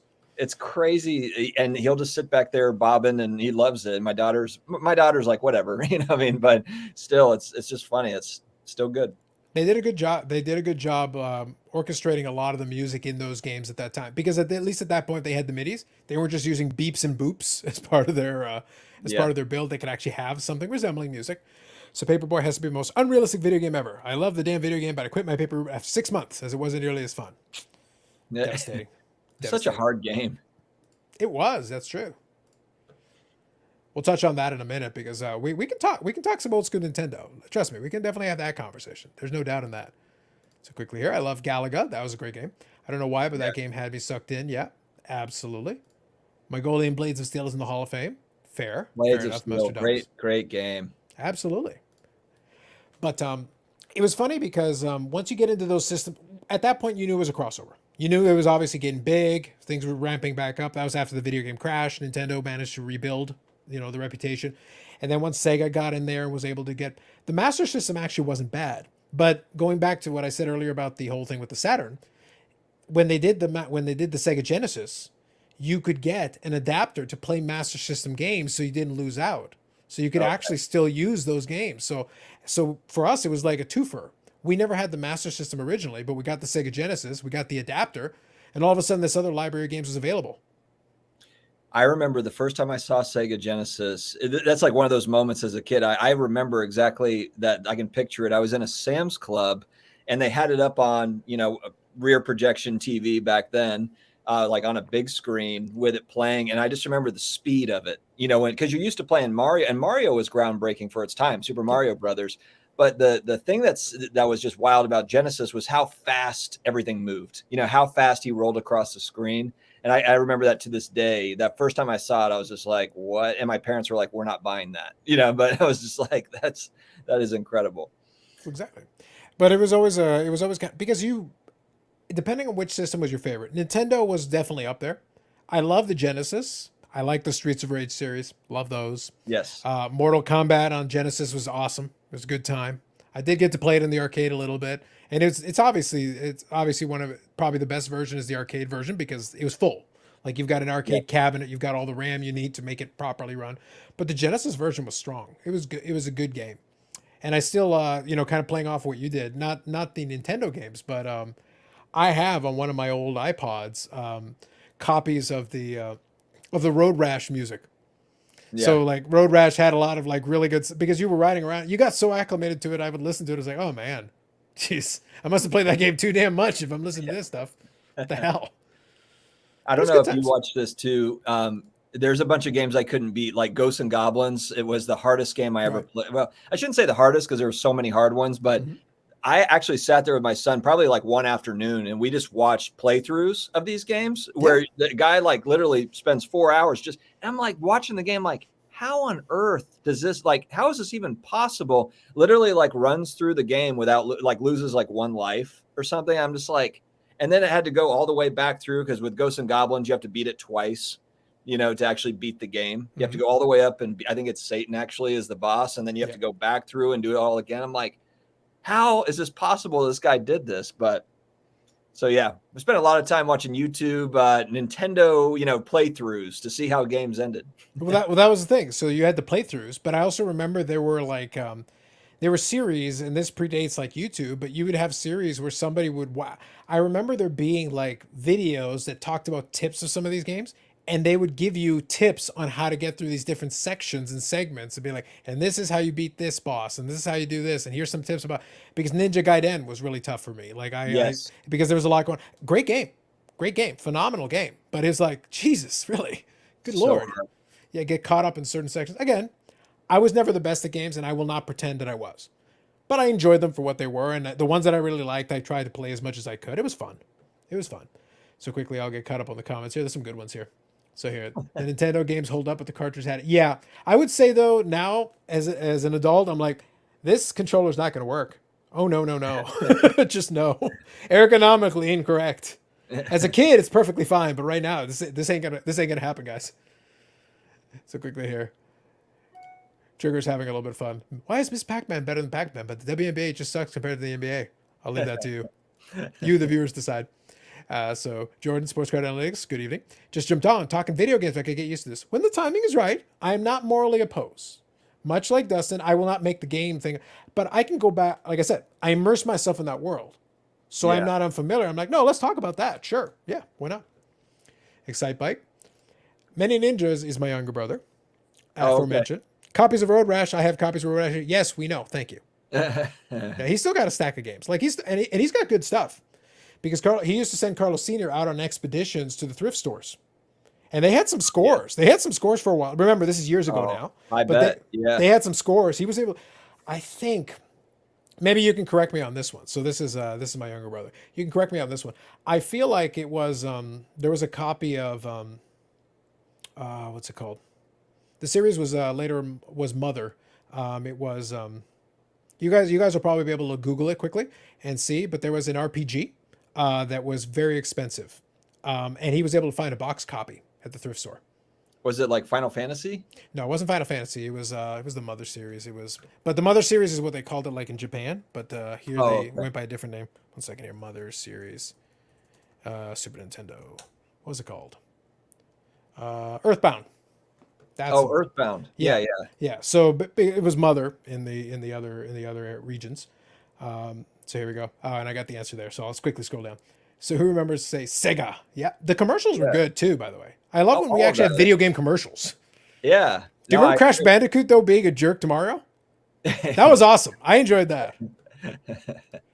It's like I trust me. I occasionally once in a blue moon I'll get this thing in my head. I was like, you know what? I want to hear Crash Bandicoot make fun of the mustache man. Plumber boy. We have so much access now. You can pull that up quickly. You know, a lot of exactly. It was like, hey, tell me, make fun of that mustache man. Yeah. You show him. Excite Bike was good. Yep. Two things I no longer have: my Atari and six pack. Well, there you go. Sega Master was so underrated. It was a great system. I enjoyed it. Now, funny story. One of the things that I went out looking for in those swap meets for Sega Masters. Now, and originally I didn't know they had the game for it, but they actually had copies of Mortal Kombat for the Sega Master System.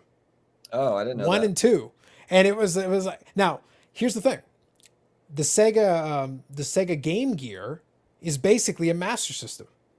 So like if you really think about it, it's actually a Master System. So what happens is when you go into it is the copy of Mortal Kombat on Game Gear is basically what you get on the Master System. It's scaled back. It's too low power. It can't really run it. The Genesis could handle it because it was more power. It was better off set up. But it's like, but I was like, no, I kind of want this just because it's so weird.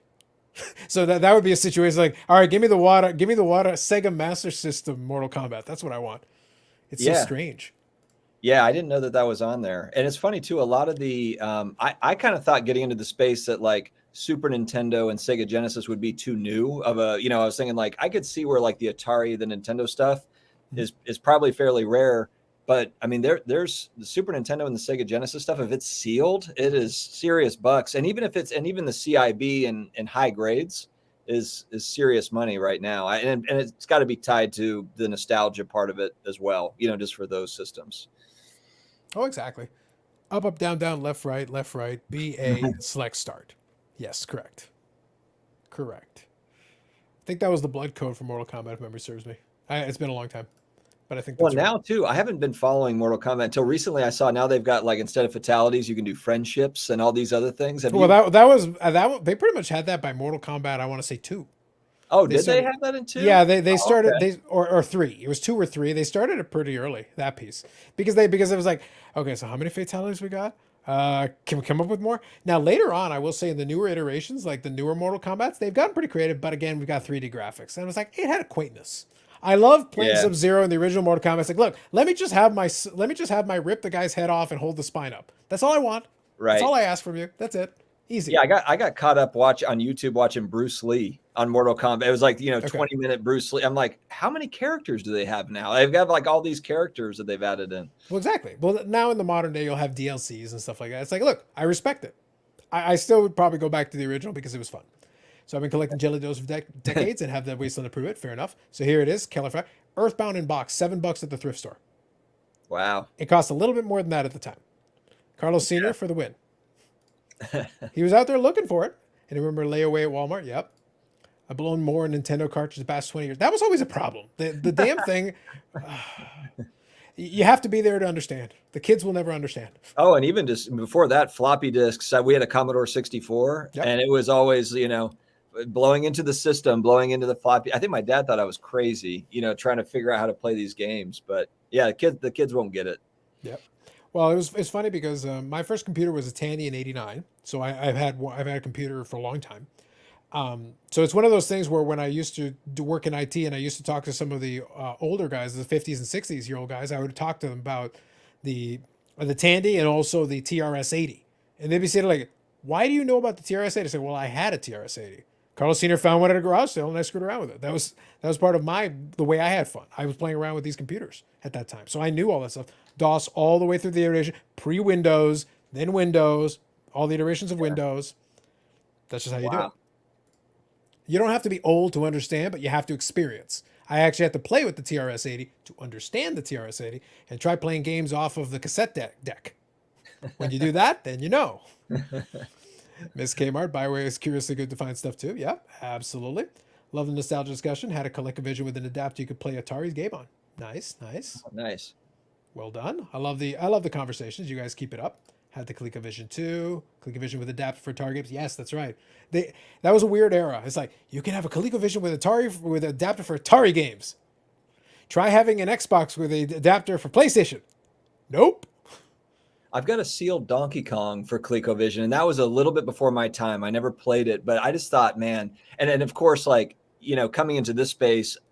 So, and I'd actually like to hear your opinion on this too, because Sure. there's a segment of people that are looking for rare games. I feel like if you're a game collector, you're not as much worried about like a Mario or a Donkey Kong game. Not so much. No. It's like I've seen a lot of the collectors like a rare game. If it's a rare vintage game that they don't see very often, they want that. Whereas for me, I don't know if I'm goat shopping, if I'm trying to get the goats with Mario. But do you want like the legit goats or the ironic goats? Because I could put ET as a goat of something.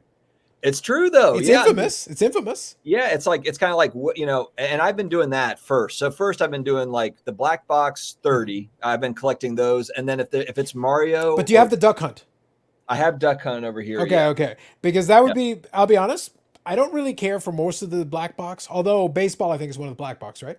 I want the sports ones. Yeah, I want golf, and I think they're cool. I don't know, and that's another segment where the gamers, the gaming collectors, they think like sports games they've historically not been popular. Hey, listen, I leaned into this genre. Yeah, I have a black box copy of baseball. It's beat to hell because I wasn't trying to find like the nicest copy. Well, what's funny is you brought up Greg, his channel, the Greg Games channel, and yesterday or today he released a video, and it was basically to the effect of like sports games are taking over, like question mark. And in there, he's like, at the end of the video, you'll have to watch it. It's towards the end. He's like, Magic Johnson basketball, I think was the game, and it sold, Yes. a sealed copy sold for like $4,000. He's like, sports card investors, watch out, boys. The sports card investors are coming for your sports games. And he was like, I don't know if I should tell you to like sell those now or wait, but the sports card investors are coming for these sports games. By the way, I got like I said, I've gotten into his stuff recently, but I will say if I was going to critique stuff, that was a highlight clip from a live stream he did watching the auction. And it's like a 40-minute highlight clip. Really? A 40 highlight of a 2-hour video. Really, dude? Yeah, he does. Yeah, he goes through everything. I have a kind of a similar thing that I'm doing with like eBay sales and then heritage sales, but mine's not going to be the full 40, how he does it. I like it, but I understand the idea of doing a live stream. That part I get, obviously. But the question that I would have is like, wait, so you did a 2-hour live stream and then you're doing a 40-minute highlight of a 2-hour. Do we math? Oh, Can I we didn't discuss the realize math? that's how. Oh, okay. I didn't realize it was a piece of it. Well, I started watching the one you're talking about, and then I started watching. I'm like, I've heard this, and then I went back and I was like, yeah, you did a 2-hour live stream. It's like it was about the exact same thing. I was like, oh, okay. Hey, look, I'm not gonna.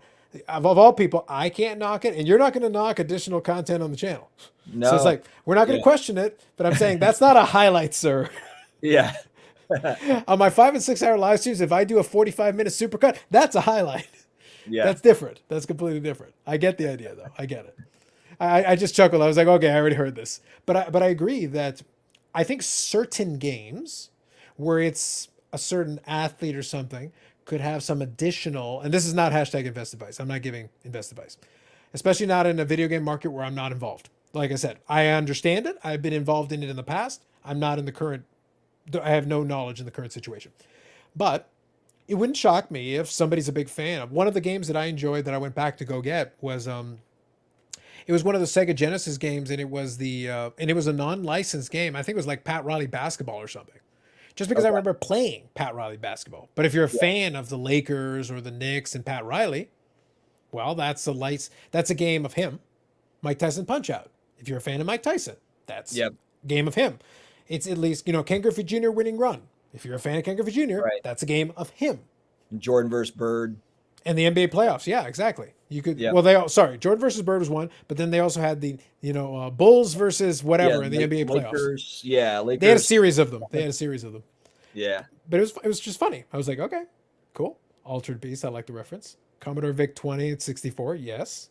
King's Quest 3, yes. The Power Glove. Oh man, King's Quest 6 was an amazing game. So King's Quest 6 was a game on PC that it's funny. Like I was probably 12 years old when I was trying to play it, but what they got you where like there was a hotline to call that was like $1.50 a minute, and I didn't know how that all worked. My mom got the phone bill and was like, "Why did you spend? Why is this $25 charge?" And this is back in like '94. It was like. I was like, oh, I didn't realize that, and you call them up to, find out how to get through a level or something. But man, I watched and that was another thing. I was just kind of like had it on the background, watched a whole playthrough of that game. It was like 8 hours long. And where I was like hung up, I was like, oh man, I would have spent like $1 million on the hotline trying to figure this game out. But it was incredible to watch, them play it through. Cause it's actually, I think that it was voted up as like the best King's Quest is 6. I believe it was 6. Okay. But it's an RPG game where a guy goes to an island to find a princess. It's kind of funny, kind of the times or whatever. Well, hold on. Is this now? I'm familiar with the series. I haven't played the games. I'm familiar with it though. Is this like a text adventure though? Because there was a series of quest games. There was like Police Quest and various ones like that where you would type in commands and your guy would do things. Is that what we're talking about or no? I think if I remember rightly, it was a little bit more advanced. It was a little bit more advanced than that, to where you walk up and it's you walk into a store and then you click on an item and then there'll be text on that item. You'll click on a person, you'll go up and talk to that person, and there is kind of text there. Okay, so a step ahead of that, but yeah, I just remember. Yeah, I remember a series of those games though, where you would type out commands and like try to figure out, okay, so what am I supposed to type in to get past this point? Like, what are we doing? What are we doing here? And it was graphics. Yeah. Like the game is going on, you're moving around and doing things, but you have to like command your person to do stuff. You're not just clicking on the screen. It was a little bit different. So I think it's a valid question. You sure it wasn't Brad dating? It very well could have been. It could have been. Well, these days with inflation, it's not $1.50 a minute anymore. Brad's second channel about hinge dating, I think, might be coming out soon. Although I don't know if he's been having a lot of success lately. So maybe it should be like dating fails. I think that would be a good second channel for Brad. Fair enough. One thing I'll say, though, that's always been kind of fun with a lot of what we've been talking about is that the nostalgia is strong. The grading thing is interesting, but it's also brought out, like I said, I'll be the last person to critique insatiable greed because that's part of the market. That's part of the deal. But you cannot get something graded by WATA and then slap on a major price on it. I don't care how much nostalgia you're trying to play off of or whatever property you have in there. WWF Royal Rumble for Sega Genesis is not a $3,000 game. I don't care if it's graded by WATA. It's got the Macho Man on the cover. That's cool. It's got The Undertaker and Lex Luger and Razor Ramon and Hulk Hogan. That's great. It's not $3,000. I love the concept, but like, no. Yeah. And I kind of wonder if a lot of the, collectors, or the people that have just been doing, because look, WATA's been grading for 3 years. There's not like a long history of this. Yes. And they see this massive sale, and I have to assume they're like, I'll just throw it up on eBay for X amount of dollars. And if it sells, great. And if it doesn't, I like it or whatever. I mean, I have to assume that that's got to be some of this. I mean, I'm not sure, but. Well, it kind of plays back to what you were saying earlier, though. It's like, yeah, you can play in this game a little bit if you want to, but mitigate your risk a little bit. There's some stuff that doesn't make. I tease and make fun, but it's one of those things where like, that's why I kind of just think back a little bit to the time when we were doing the swap meets. We were getting these games. Maybe we should have been looking for the nicer graded copies. Of course, that would have been maybe a good idea, but the idea was just to get something that had a little bit of nostalgic value. I wasn't looking for the nicest graded copy of that Wings 2. It's like, what would I do if it suddenly went up in price? But again, why would you? Wings 2 is an okay game. I had to play quite a bit to win that challenge, but it's like, it's okay. It's not a great game.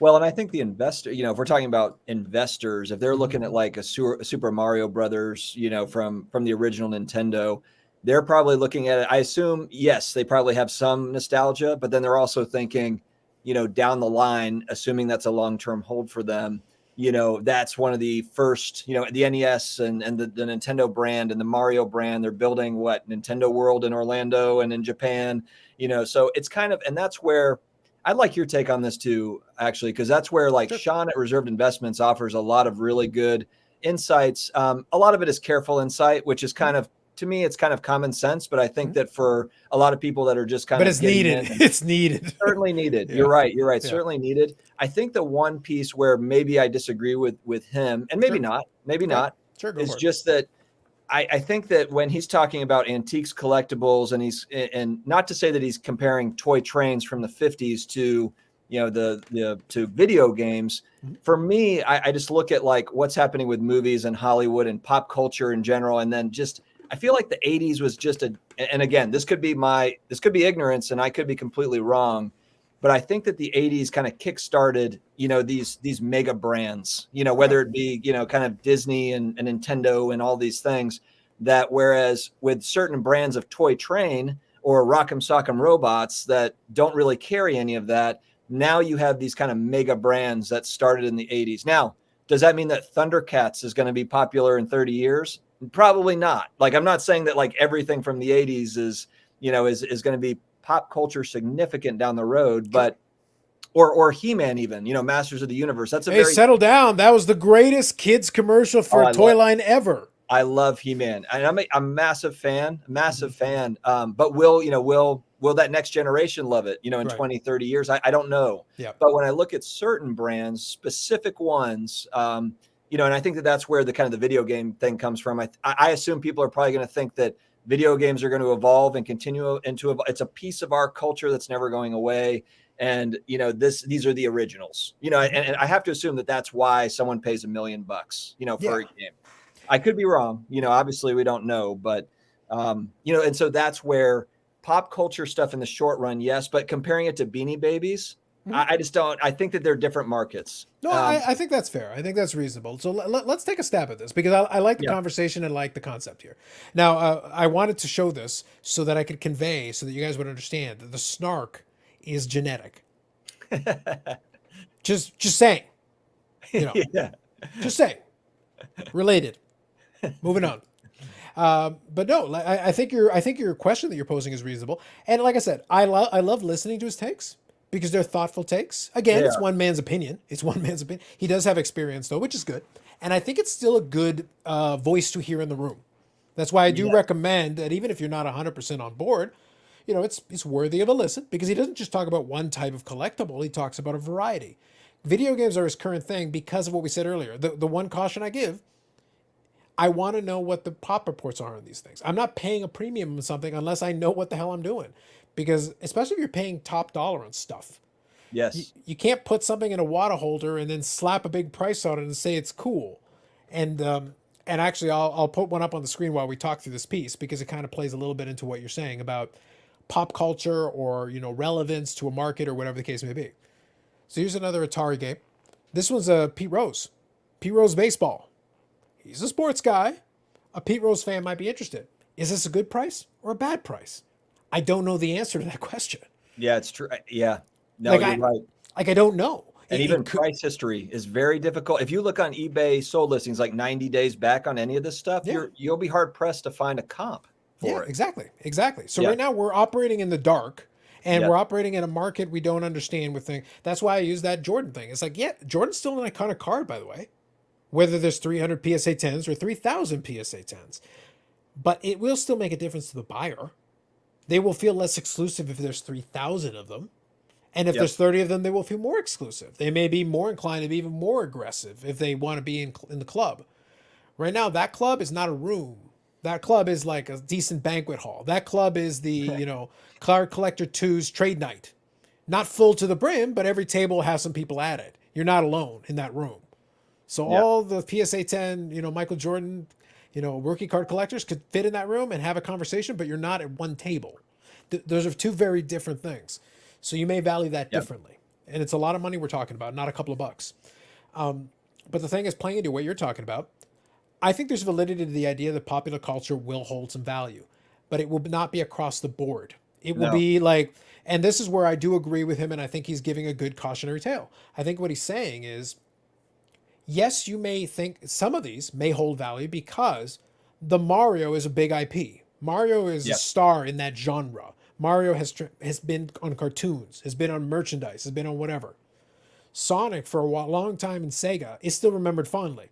They've struggled with the IP since, but in the 90s, Sonic was one of the biggest IPs out there. Like it was huge. It had cartoons, it had the whole 9 yards.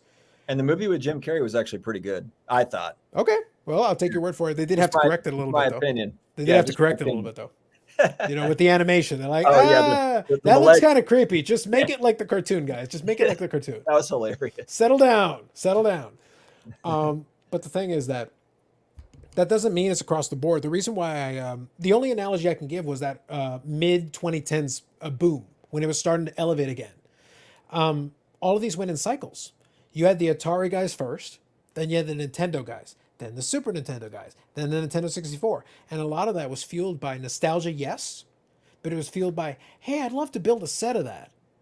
So Yeah. they'd start buying these other games that is like, and there's some games that are legitimately difficult. If you want to look at the Nintendo 64, go look at, I think it was the claymation fighting game. It was Clay Fighters, Sculptor's Cut, which I believe was only a Blockbuster exclusive. Oh, okay. The snarky one in my family may have had a copy at one point. He may still have that copy. But that's a legitimate tough. However, if you don't care about Clay Fighters, that's objectively a very tough card to get your hands on. Objectively, it is a tough one. Does that matter? It's the same thing as some of this other stuff. Yeah, I agree. Well, perfect. Yeah, I mean, it's like not every Mario thing. Yeah. Mario Funko Pops might be worthless. Or Mario this or that or whatever. Yes. You have there's so many, and you said it. I mean, there's so many different collectibles attached to these characters. So even there's even nuance within the IPs. And you could say the same about Pokemon as well. You've got like certain Pokemon stuff that will carry value over time, and then some of it will not. And so. And that's an interesting take too. I think with just the rare, the more rare or kind of the certain video games that maybe are a little bit more scarce, but will people care about that game even if it's scarce? Like, will there be demand for it down the road? So that's going to be, I think. But that's what's so fun about this, though. It's kind of fun to follow and see what happens. Yeah, that's the only reason why I make that comparable, though, is I say sometimes, and again, we'll use the analogy from sports cards. You can talk to me about a player who's super popular. You can talk to me about, the Luca PSA 10 Prism and go like, oh, well, the pop report isn't a big deal because Luca has millions of fans. Yes, but how many of those fans need a card? Yeah. And out of the ones that need a card, how many of them need that card? Yeah. And there's other options. You've got other alternatives. If you love Mario, you don't have to buy, the $1,000, the $10,000, the $100,000 one. You can buy one of the other multitude of other options that you can still get you can get Super Mario All-Stars. It contains all the games. Yeah. It's not a bad option. It's still expensive, but it might be another way. Like, and Mario's super popular. It's not a lack of popularity. But you've got options. Pick the one that works for you.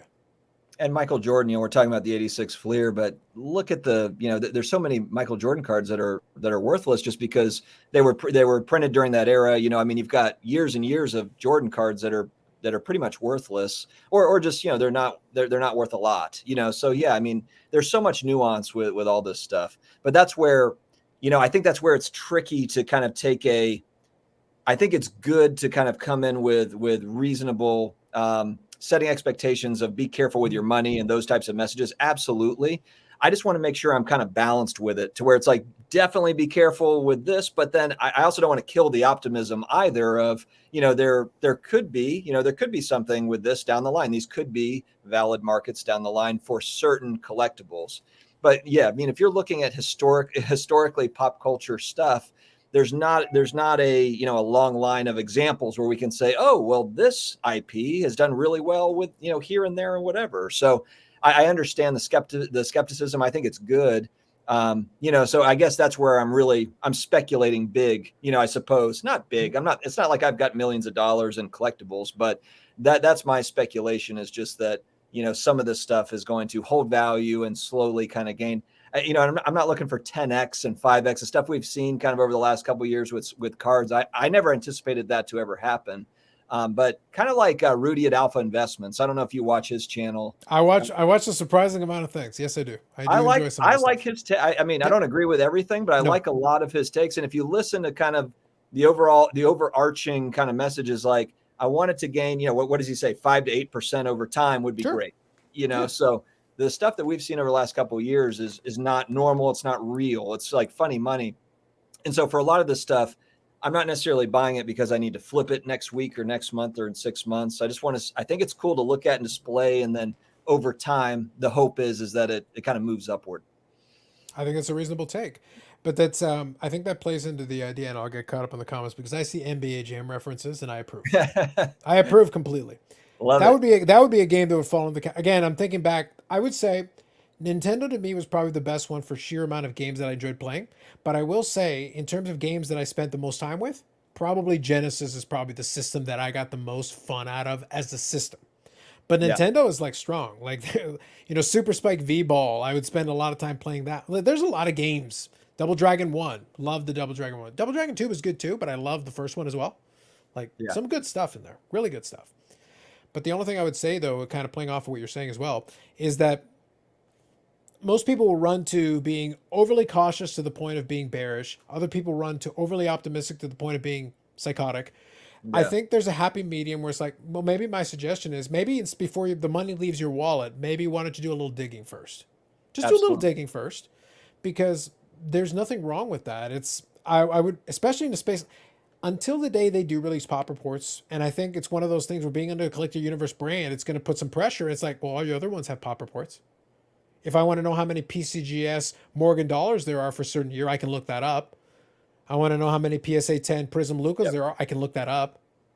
Zions and all that, I can look that up. Why are you the only ones?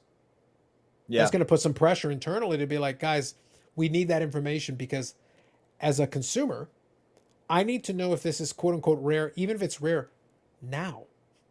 Do you know what I mean? Right. It can be rare down the road. And once it turns out that's a really hard one to get sealed. Okay, cool. There are a lot of open box ones or, CIB ones, but it turns out the sealed one, really hard. Okay, cool. Good to know. I wouldn't know that. But right now it's like, so I'm guessing. Am I throwing the Brinks truck at this because it turns out it's a one of one? Or are there 5,000 of them sitting in a warehouse somewhere? Yeah.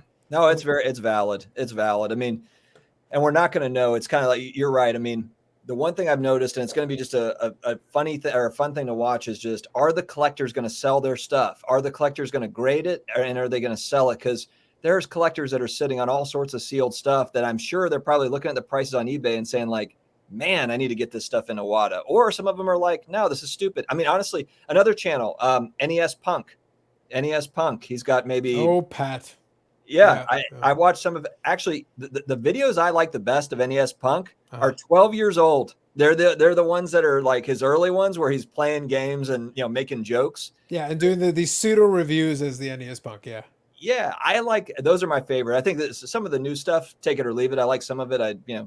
It's whatever. But It's his channel is long in the tooth. Like, bless him for trying, but it's gotten more difficult progressively as time went on. Like, he's made a lot of videos over a lot of years, and it's almost like I feel like you're out of ideas because the podcast pretty much has to be because Flea Market Madness is dead. You can't really do that anymore. Like, oh sure, go to the flea market. They got eBay too. right, and I haven't seen those. I've seen I guess the podcast stuff that he's doing, and then I saw like his old where he plays the games, and those are hilarious. That's what's funny is like the stuff he was making 12, 13 years ago is amazing. Yeah. Well, I would say Flea Market Madness was a series he did for a long time where it's exactly what it sounds like. He would literally go to the flea market and try to find games. And Okay. and for a long time he was able to find tons of stuff, but then progressively they would get spaced out more and more and more. It's like, well, yeah, because it gets harder to find as time goes. And there are a bunch of guys who had that rotation again using that time period. The Game Chasers, they're still around. Those guys, they still make Yeah. videos and stuff, but it's once in a blue moon. Why? It's like, well, we don't really find as many games. Like they admitted, like we could fake this.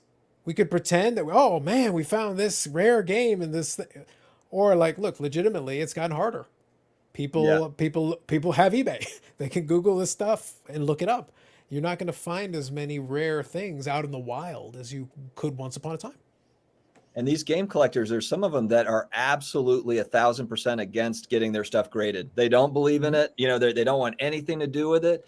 And so that's an interesting variable in itself. These guys that have kind of, they might have a storage unit full of sealed games. It's like, if they don't want to get it graded and they just sit on it, eventually, and who knows, eventually maybe they do get it graded or whatever, but there's a massive kind of collector base there. And it just makes me wonder kind of like, did the same thing happen in 98 or, end of the 90s, 2000s when grading sports cards started to become a thing?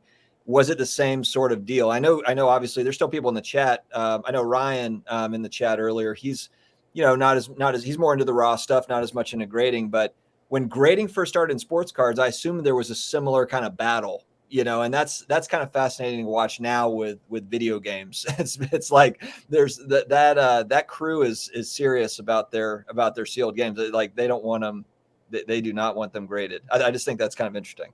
No, for sure. And the thing is, I wanted to make sure I got all. You got to have the NBA Jam references. From downtown. Great game. Great game. That was one of the ones from that Blockbuster Video World Championship. It's like, I think they did the tournament edition. If you did, I believe it was Super Nintendo. Great. Beautiful. All I was going to say is good evening, Jeff. All I was going to say when you catch it later was that as you go into those different genres, yes, there's going to be the hardcore collectors who are going to be dead set against it. They're not going to participate in all that. I'd be curious to see, again, this market is so new for them. They're just getting underway. I would like to see what happens when they mature, because here's an interesting thing. Let's play a hypothetical. Again, it is under the Collectors Universe banner. You're working on the black box stuff, right? What do you think would happen if you got a black box set registry? That would be cool. That could be something they could do. It's not like it's under the Collectors Universe umbrella. Couldn't you come up with these little sets and stuff? Maybe a Mega Man set registry, like, hey, all the Nintendo Mega Mans, all the Super Nintendo Mega Mans. There's a little, you add that competitive element into it. It's like, oh man, my Mega Man X is like the best copy in the world. Well, let's find out. And I've seen that too, where you have like the set of Dragon Warrior, for Nintendo. Yeah, exactly what you said. There are set collectors, that are all the Mega Mans. I've seen that as well. I really badly want a copy of Mega Man 1 in box. Oh, that's going to be tough. It's gotten expensive. Yeah, it is now. It always was a little bit for a while. Like I said, there have been mini booms. There have been these mini growth spurts, but it plays into what you said earlier. And this is the point that I made with that piece, is that yes, there are certain series that have devoted fan bases who are going to keep those games, who are going to love those games, who are going to participate with those games. And then there is the Bible Nintendo games that have a some of them are actually pretty rare, but it's a very niche market. Like there are a few people that are like, oh man, I love those Bible games. There's like 3 people somewhere in the Bible Belt who are like hardcore about that. Everybody else is like, look, they're fine. If you're building a set, you want to have that too, then yeah, for sure. But that's what's going to be very interesting is that. So what do you do if you get those folks that are trying to put together these sets now? There is no set registry as it stands today. But I wouldn't be if I was like, hey Nat Turner, here's a simple idea: put the freaking video game set registry together. Yeah, you're gonna get the Mega Man guys to go and compete for that. Keep it narrow, because the full NES set, well, those are the hardcore of the hardcores. But you get a Mega Man set together, I could see that. I could see some guys going after that, because there's like 8 or 9 games on Nintendo. Pretty good. You're doing one for Super Nintendo in the Mega Man X series. I could see that, yeah. You get them to chase up, guess what? You'll get those auction prices up.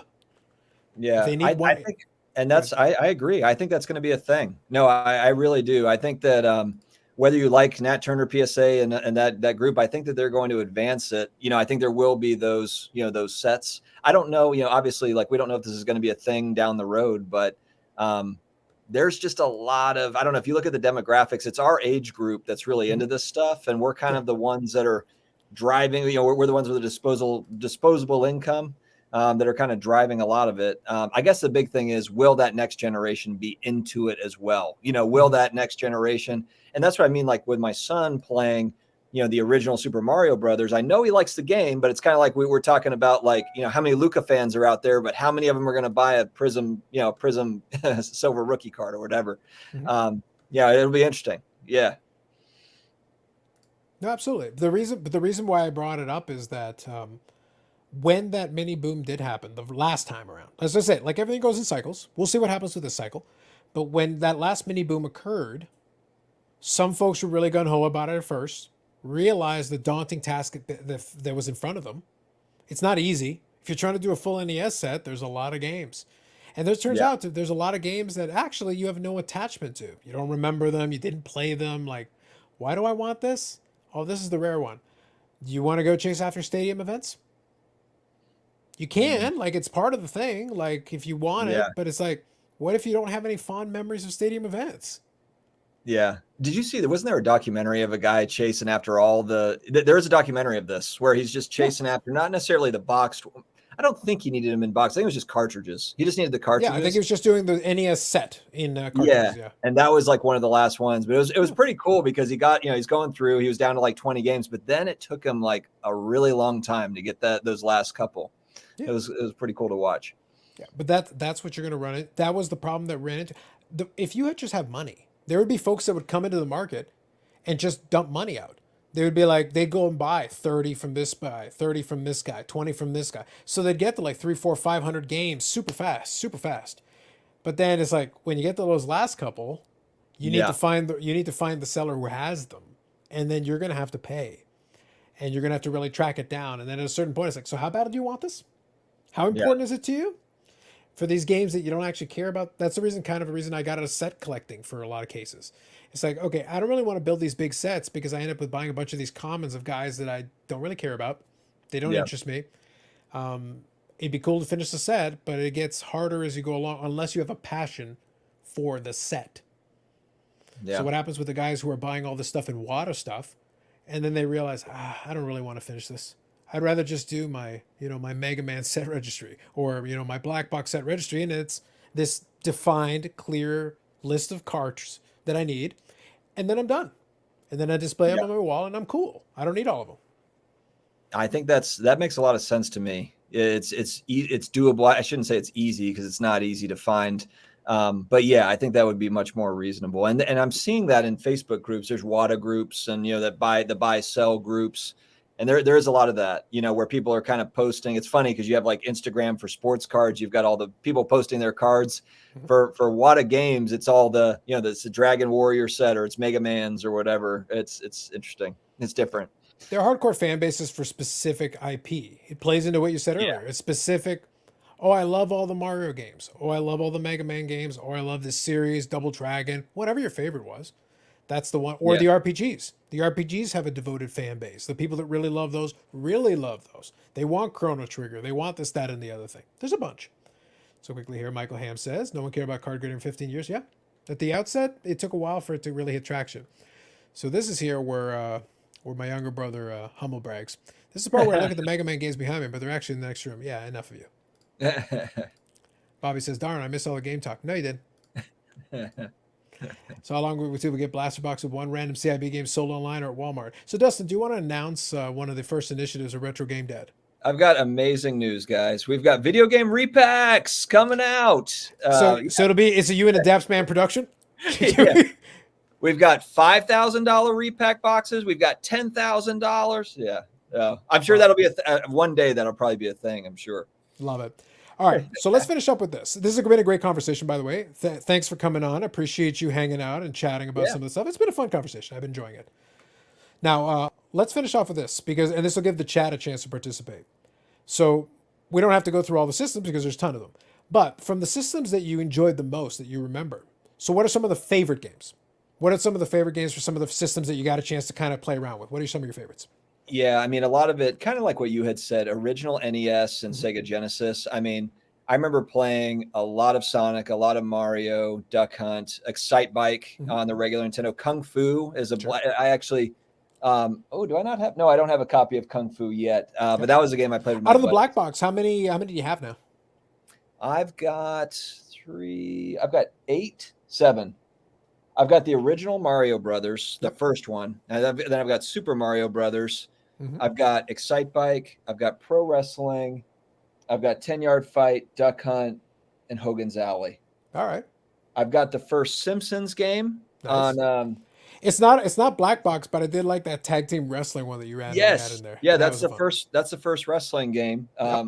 So I picked that up. I do have the Donkey Kong, the Coleco version, and it's a 9.6. I think it's pretty high. But again, though, those things came in like 6-pack cases, Hmm. so it's not difficult necessarily to find kind of really nice copies of those games. I mean, they're not. I wouldn't say they're super easy to find, but they're not super scarce either. I don't think anyway. There's no pop report, I so was I gonna don't. say that's an important point though. Like I knew it already, but I wanted to make sure we iterate this like clearly. It Yeah. is speculative because there's no pop report. It Like is it's actually very speculative. yeah. What Like what I'm trying to grab, I think what I'm trying to here's kind of my mindset too, and sure. I'll finish answering your question. Sorry, I'm Yeah. gonna just throw Go this ahead. in. Part of it is I'm trying to find the sellers that maybe graded a game 2 years ago, and maybe it was $25 for them, kind of similar to a sports card person that got this game a while ago. They graded it for $10 at PSA, but now moving forward, we're in this new world now where grading is super expensive. And so I'm trying to find those people, and I'll see the stuff on eBay, and they'll have $500 or best offer, and I'm going in low on my offers because a lot of times what I've seen is they're accepting low, they're accepting pretty low, and I just think it's a lot of people that might have had it for a while Mhm. that are not there. They're kind of like, hey, I'm $50 into this, I bought it for 20, to, 10 years ago, I got it graded for 30 and I'll sell it for 250. Kind of like what I did with Patrick Mahomes rookie cards a couple of years ago. I'm not saying this is the same thing. But Mhm. that's kind of my thought process is Sure. like, I'm looking at this as like a long-term deal. I'm speculating this is going to be a thing. And so I'm even at these prices where it's, $250, $300 per. The most I've spent on two games. The Mario Brothers, I spent 900 on one and $1,000 on the other. So that's fairly significant money, not knowing how many are on the pop report. But because it's like I'm buying goats, so to Mhm. speak, that's my big spec on those. So I haven't dropped mega money, but I've dropped a little bit for sure. But going back to your question, so Mhm. Sega Genesis, I used to play Joe Montana football, and I also Nice. played Tecmo Bowl, of course, and Super Tecmo Bowl. Um, what are some other? I played a lot of sports games. I got Yeah. into Madden. I played FIFA kind of early on. I Mhm. played soccer games on all these. You know what? You know what's one game that I should have known was going to become a thing that I played, and I think my brother has it. Mega Man Soccer. Oh, I It didn't know was that. so it was so obvious. Like it's a Yeah. slam dunk. Like I remember when we were walking with the swap meets, and I would see it. I'm like, I should probably just buy this thing. I don't even need to play it, but I'm like, it's Mega Man and Yeah. it's soccer, and it was a decent game. Just for the record, it was a decent game too. And it's like, and then I kept walking by it a million times, and I was like, after it's like, actually, this is expensive now. Of course it is. Of course it is. How many chances did I have to buy this? Yeah, moving on. When you combine a popular sport with a popular character, Yep. it it wrote itself. Like it's like, all right, I blame nobody but me. That was my fault. Yeah, I played all the Mega Mans up to 3. I shouldn't say all of them because now Mhm. there's a bunch of them, but like Two's Mega Man still my 1, favorite. yeah, Two 1, is the 2, one I and 3, remember I the thought they fondest. were really good. I think when they added in the robot dog, that's where I was kind of out. It's Right. like it's too much. It's too much for me to, I was like, I'm out. NBA Live 96 Yep. was a great game, and then also NBA Jam, of course, Mhm. Mortal Kombat. But I think everybody was playing those. Street Fighter 2, kind of the usuals. I would say nothing. I just played a lot of different sports games. Yeah, for sure. I'll quickly scan through. Go Yep. Bucks. How dare you? Yeah, I'll let you guys have your Bucks talk. I'll include it. I included it. To be fair, I included it. I'm not in the Tom Brady train, but I'll let you have your moment. Sturgerfinger says, I'm going to start buying iPhones and not open them. I did read the comment. I was like, sure. Hashtag invest. Old iPhones. Live the dream. Triggerfinger. Live the dream. I think the iPhone ones or whatever they're called are already expensive. If you could legitimately get a sealed one from a historical perspective, because it was such a game changer when it came out, it's really Yeah. the first smartphone, like the real smartphone. Yeah. It was a big deal. I'm sure there's some Apple fanboy who'd probably pay a good, pretty penny for it now, if you could have Yeah. a sealed one. Yep, absolutely. NCAA football and Sega Genesis was a favorite. Yep. Yes. Scanning through here. What was the football game you played with robots? I don't know. I don't know. I remember there being one. I'll say from the NES, Base Wars. was an underrated game for me. Hmm. Base Wars was baseball with robots. And you could Okay. actually upgrade, so you could play like these seasons, and you could actually upgrade their parts to give them more power, stronger arms. But if you have a close play at the plate, instead of the umpire taking on, you'd actually fight the other robot. So one of That's the pretty things that I cool. like doing, because you had the controller with the turbo, so I had the Nintendo control with the turbo. So I would intentionally get into these close plays. Like I could make it easily, but I would like stop part way between bases and then back up a little bit and then go forward so I could have a close play so that I could initiate the fight. And then I'd win all the fights and then I'd win by forfeit. That's awesome. Well, if you destroy enough of the other robots, you could actually win by forfeit. I was like, that is a viable strategy, sir. That was what was fun too about Blades of Steel, the Yes. fights in Blades Hmm. of Steel. Yeah. Yep. Here you go. Needs more rockboard, aka bad Mega Man. Yeah. We know you've got all the references. Cyberball. Maybe it sounds familiar. I know what he's talking about. That Yeah. does sound familiar. There were a lot of these little games. A Base Wars game wouldn't come out today, and it's a shame because it was a good game. I Yeah. liked it. I thought it was awesome. Yeah, Brian started with Pong around 1979. Yeah, that'd be around the right era. But yeah, there were a ton of good ones though. I already mentioned Road Rash. I like there were a bunch of these fun ones. I would say for Super Nintendo was interesting because there's some really good ones that were just they were interesting because of the time. Like like Stanley Cup was the first time they tried to do like a 3D-ish thing and they had like 360-degree view. It actually wasn't a good game, but it Yeah. was so different. Star Fox was great That on was a Super cool Nintendo. game. Yeah, so Yeah. that because they were playing with the technology and pushing the boundaries a little bit, they were saying like, "Oh, let's try this." On Genesis Virtua Racing, they tried to do like the I don't know if polygon I racing. played, I don't know if I played that one. That was one of the ones that the Blockbuster Video Game Championships had. Oh, okay. That was basically the way, kind of playing into this conversation. The way that I scored more points than my younger brother is he was good at like most of the games, but they would put Virtua Racing in there, or they put NBA Jam. So I'd rack up so many points in the sports game Yeah. that it would put me over the top, and I'd be like, I just need to be competent in this other game because you'd play 3 games and it would and you'd score points on each one, It's so it wasn't cumulative. just one. Yeah, Yeah. exactly. So if Nice. you dominate one game, you could actually it could carry you. So quickly, I'll get caught up on these last couple. Off road. Yeah, no, tons of good games. So, any last second comments or questions, guys, and then we'll wind her down. Been a great conversation. Been a lot of fun. It's one of those things I enjoyed, kind of bringing a little different angle, and there was the sports card angle to it because, like I said, it's a new market. It's just And that emerging. It's fun to watch. it's exciting. Yeah. And I totally agree. It's exciting and scary all at the same time. It's highly speculative. It's like cryptocurrency or any of these things. I mean, it's not there's not a long history, and it's just part of this kind of alternative investment, world that we're living in now. That's I think it's fun, but yeah, it's not. It's certainly not my retirement plan. It's like I think that's something too that Sean at Reserved Investments, he always kind of pushes traditional investments kind of being that foundation, and then you've got these other things that are kind of fun to speculate on, and that's really what it is. It's just speculative stuff that I think is kind of interesting, and then if I happen to get stuck with it, I think it's cool. It's cool in my office to look at. No, I think it's fair. So no crypto dad coming up. No, you're not gonna tell us about the next Ethereum, I've section got. fork or I feel like, my gosh, there's so much YouTube on crypto of like there is. Bitcoin. Look, Yeah, you the mention it. If you put it anywhere in the title or uh, anything, you'll get the bots. The bots that want to send you to buy YouTube is like, stop it, stop it. yeah. I mean, there's just so much of the hype machine behind all the different coins and Mhm. this new coin and that coin and this coin and that coin. It's like, man, I don't. This stuff is just more my style. Even with NFTs, I've got NBA Top Shot NFTs, but Sure. I haven't gotten into a lot of that either, just because I don't really understand it, and I feel like there's just so many different projects that pop up all the time, and it's like I'd rather go into graded video games than NFTs. Even though I do think that NFTs have legs, moving forward, but it's just like I feel like, and same with cryptocurrencies. I just feel like I'm just throwing money into a bucket, of coins and hoping for the best. Right. So I think maybe the takeaway for a lot of this stuff is that it's okay to dabble a little bit. I do recommend though not to be too shallow on too many areas. So this would be the only hashtag invest advice that I would ever give. I'd just be like, don't try to be too shallow in too many areas because you put yourself in this position where you spread yourself thin in your dollars. You really do. Just you keep yeah, spreading it out. You want to play in a couple of these spaces, go ahead. But like, pick your spots a little bit. Find some areas that you want to go.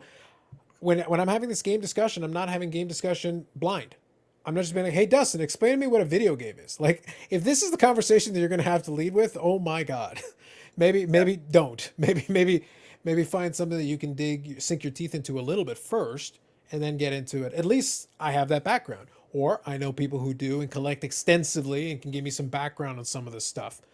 And if you don't have that, well, then spend the first couple of months learning the ins and outs and then a percentage of your portfolio. Not like, hey, let me just throw all my money into this to the moon. Let's put it on Doge and hope for the best. Yeah. Well, and I think too, if you're going in with my buddy made a lot of money on this, and there's no other tie to it whatsoever, and that's it, then that's where usually you get smoked. That's where you hear of like, okay, I got in at the high end, or I got, FOMO'd in or whatever. Now we all of us have FOMO. I've FOMO'd in on the sports cards just because I think it's a cool card or whatever. And I'm, but I'm into cards though. I enjoy the cards. So, I think there over the last couple of years, we've just seen a lot of the money piece, but there's just so much more to it than that. That's fair. And I think that's what, that was kind of the evolution that I kind of watched in your channel, because I watched when you started coming up. And I watched the videos. I said, okay, kind of keep an eye. I'll just see what's going on. And I do that with a lot of channels and a lot of videos. But I think the turning point, a lot of it, and you've been very successful with your channel. Congratulations for the success of the channel and the buildup of it. You've done great. And to the point that you've taken on charitable causes. You're carrying Brad. That's awesome. Good on you. Yeah. Good on you. That'll earn you some brownie points with the above. So that's great. But I got to poke my fun too. But the thing is that one of the turning points, I think, for you channel-wise as well, that has only helped, is that something like a Hobby Palooza, where the focus wasn't, I'm not going to talk about investment, let me show you some stuff in my collection. Right. And I think people gravitate towards that. And I think they appreciate when they're like, yeah, I'm thinking about value. That's important. It's not unimportant. But I'm also like, I like Drew Brees. I like the Saints. I like this stuff. I bought this autograph. I could have bought something else that probably would have been a better hashtag investment, but this is my team and I like it. Yeah. And I think too that, a lot of kind of the sports card investment kind of talk is fairly new. It all started a year and a half ago, 2 years ago. A lot of it. And I think that a lot of channels might get kind of lumped into one bucket, where I think there is some nuance to that, to where, all of us have kind of a collector side, investor side, or whatever you would call it. I consider myself a hybrid of speculator, investor, collector. And I do understand there's some people that are strictly in it for the money, and that's perfectly fine. But I think that, it's tough. I mean, I've got 600 plus videos, to where I feel like someone might watch one video and they're like, I know this guy, I know what he's about. And it's like, just, you have to kind of stay with me a little bit. There might be some that appeal to you and some that don't, but there's different sides to this. I think that's fair. I think that's good. And we'll kind of end it off on that. But overall, fantastic conversation. Great conversation there in the chat. That's been really kind of fun. I wouldn't call them parallels, Trigger, but there are definitely variants. There are variants of some of these games. But a perfect factor, Miss Pac-Man. You never know. Live the dream. Send it out for grading. So before we go, personal finance dad, retro game dad, any other shameless plugs? Are we getting top 5 picks in video games? Like, what are we getting? Oh God, I hope so. I hope. I'm just going to start really talking about all the stuff I've got and how I think it's going to go to the moon. Well, you already do like the intros where sometimes you'll be like kapow or whatever. You know what you could try? This is completely original. If you're saying somebody else did it prior, they stole it from me. Just start with like a big long hello. Video game investors, just try that. See if that works out. So the guy that did my intro for Personal Finance Dad, he's also doing an intro for me for Retro Game Dad. So it'll be kind of similar, but it'll be like I'm at the arcade, or it's like the guy will be doing different things. Okay, you know what? Before you go, actually, now you're reminded. Before I give you a chance to shamelessly plug with the, I got a bit of a bone to pick with you with cartoon Personal Finance Dad. Why? Hold on, stick with me on this. So there's a couple. It's a perfect replica. I was about to say, first of all, he skips leg day. Second, I have questions about that upper body work. Like, we have questions, but that's not the biggest reason why. That's part of my questioning, but that's not the biggest question I have. Okay. The biggest, and unfortunately, when Jeremy had you on a show, he refuses to ask the hard question. So I'm going to ask the hard question. And I fed him this one, and he refused to do it. No, I'm going to ask the question. So, Personal Finance Star Cartoon Dad, is he a wizard? And I'll explain to you why I asked this question. There's a specific reason why I asked this question. Um, Careful okay. with your answer, sir, because I there's a know specific reason I have this question for you. this is a scary one. Yeah, I'm Mm. backed into a corner. Hmm. I don't think he's a wizard, Hmm. but there's probably a detail in the art that I missed, and I feel Hmm. like it's about to be exploited. It is because personal finance that when he shows off the card, he does the comic book and all that. That's all good, whatever, fine, all good. The card starts off as a 68 Mickey Mantle and becomes a 52 Topps Mickey Mantle when he flips it. Explain to me this wizardry, sir. My animator just got fired.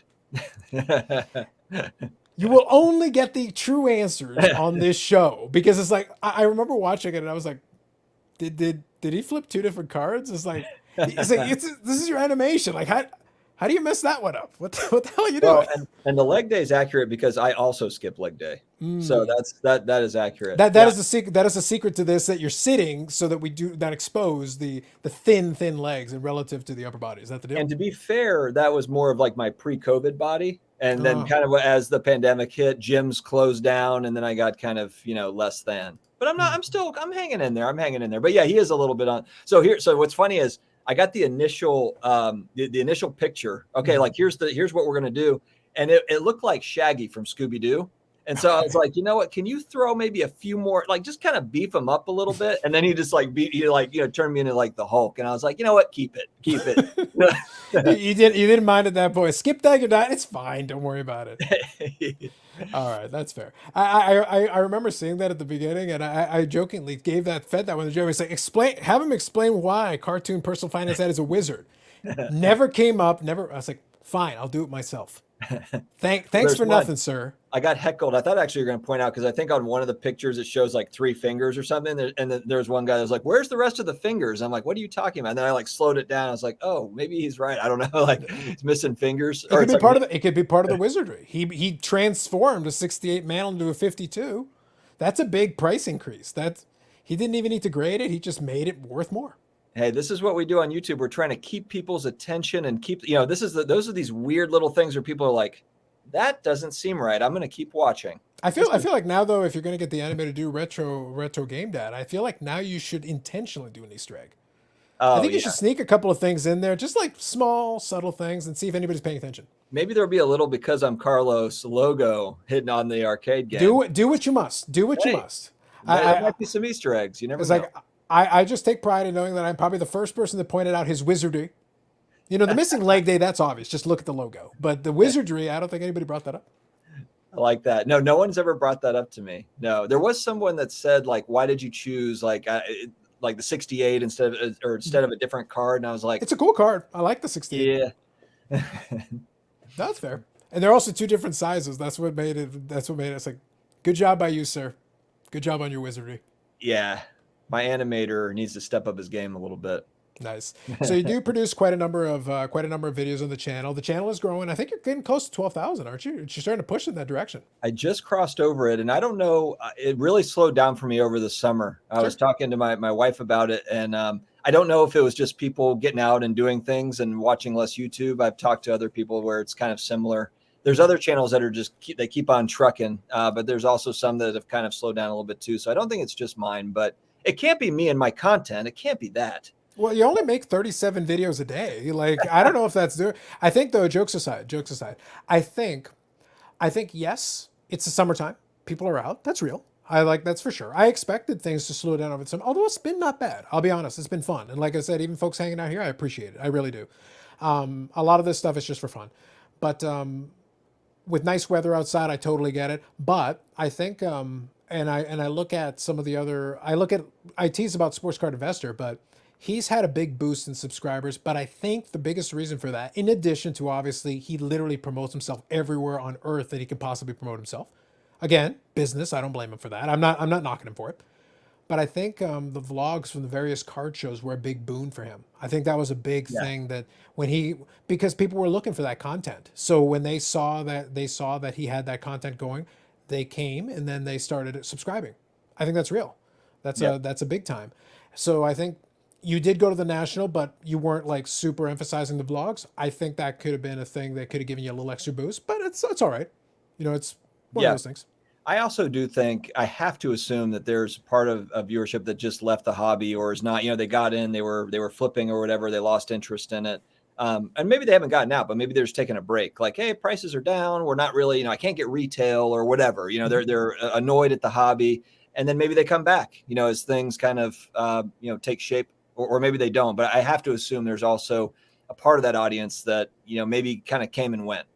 That's possible. I do think there's going to be a seasonal element, though. Do not be shocked if suddenly some channels suddenly is like, where do these people come from? What's going on? It's like just when the weather gets a little worse, people are back at the house, and they have some time to watch some videos and stuff. I wouldn't be shocked if the weather's nice outside and you can go outside. I don't blame you for taking a walk in the park or doing whatever you're going to do, going camping, whatever's happy for you. And that's a good point, because last summer everyone was stuck at home, so we haven't had like a cycle of, or I haven't had like a cycle, a normal cycle. So I don't blame them for that. Completely makes sense to me. I could see that being a real thing. Mike Dustin's Punch Out, a super classic. Yeah. Kicking Class Joe's ass. Super Punch Out was good too, though. I will say I did enjoy some aspects of Super Punch Out as well. So Toa here for the first time. Good evening. Absolutely. How you doing, Toa? Yeah, it came and went, those venture hobbyists. So this is Bobby trying to make fetch happen. So could you please say venture hobbyists? Do it for Bobby. Don't do it for me. Venture hobbyist. Now he's probably trademarked that to where he just collected a royalty or something. Well, he needs to. Well, if that's the case, he needs to charge Ziggy, because Ziggy's right now the only one using it other than Bobby. So give the man a break. Help him build up his thing. Help him work into it. So let's make fetch happen. Let's do it for Bobby. I like that. Venture hobbyist. Love it. Absolutely. So thank you, Dustin, for hanging out. Personal Finance Dad, his main channel. Retro Game Dad for a lot of the video game stuff, where he's going to go into more depth in a lot of this stuff, make more videos about it. I think you've committed to like 30, 40 videos a day on that now? Oh, at least. Yeah. I told my wife it's going to be like the Truman Show, where we just have cameras all over the house, and she needs to accept that and get rid of it. This is like the Kardashians type show that nobody asked for, where it's just going to be like the live vlog, all day long. And people are just like, what is this guy doing? We'll see. I like it. It will either be the greatest success of all time or the biggest Hindenburg type disaster in YouTube history. Yeah, probably the latter. It'll be one or the other. It really can't be in the middle.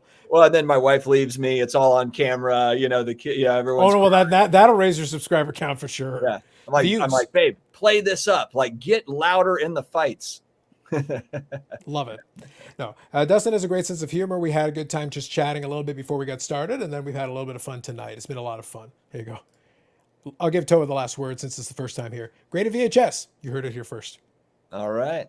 Yeah, I sold my fair share of VHS. Bless them if they manage. That'll be the same problem. Yeah, you like that movie. No one else knows what that movie is. Right. But it's a high grade. So, yeah. My struggle with that is the sealing, resealing, issues with that, because it's a lot easier to do on stuff like that. And yeah, I don't know. I mean, I think it's a thing, but I just don't, I haven't gotten into it yet. I've been watching it, but again, though, on eBay, people they're not stupid. They've got a sealed, Friday the 13th from 1985. It's like $1,000 on eBay, right? It's like you're not going to find those, for $20. At least I haven't. I think you got to find the guy who owned a video store who has a garage sale. That's pretty much your best bet at this point. It just has a box of them sitting around for some reason that have been sitting around since the 80s. That's one day we'll be, in Walmart, where you've got the huge, the gigantic bucket of DVDs that were sealed. Mm-hmm. One day we'll be looking back and there will be like graded DVDs of like some random, movie. And we're going to be like, we could have literally bought these for 50 cents at Walmart, or whatever. Well, and I'll finish on this, guys. Speaking of exactly what you just said, I used to work for a liquidation company that sold to Walmart. Oh, so God. I could have bought them for 25 cents. Ha! We had them cases of them. Yeah. So it was like, I had my chance. I did buy HD DVDs that way. They were cheap. They were real cheap. There we go. Sports Cards Anonymous, good evening. Thank you for popping in. Absolutely. Goodwill is a gold mine, agreed. Most VJs have logo of the movie company in the plastic. This is true. Where you've got that does help. That does help a little bit for authenticity perspective. Absolutely. Fantastic, guys. Really appreciate you hanging out. This has been fun. Tomorrow I'll have Chris McGill from Card Ladder on. It will be a very civil and kind and wonderful discussion. Look, I'm just gonna ask him some questions. Like we're gonna have some fun. But some of you did take me up on putting comments and questions in the comments of my video announcing it. So where you did that, I will incorporate some of that into it as well and give him a chance to respond to it, and then we'll chat a little bit about the newest feature of Card Ladder. So a little bit of sports card content, bring it back. So Toa's selling his Blockbuster membership card. Get it graded. Live the dream. Thanks, guys. Appreciate you hanging out. Those of you who want to hang out, we'll be back tomorrow. It'll be 8 p.m. Eastern time on that one, a little bit earlier, but we'll have a chat on some of that. And feel free to bring any questions and stuff from that as well. And also, Sports Card Anonymous did do a video pertaining to that, so you can check out his channel if you're curious about his take on some of those new features and the 7-page white paper if you like some light reading. Anyway, sounds good, guys. Have a good one. Take it easy. We'll catch you next time. Thanks, guys.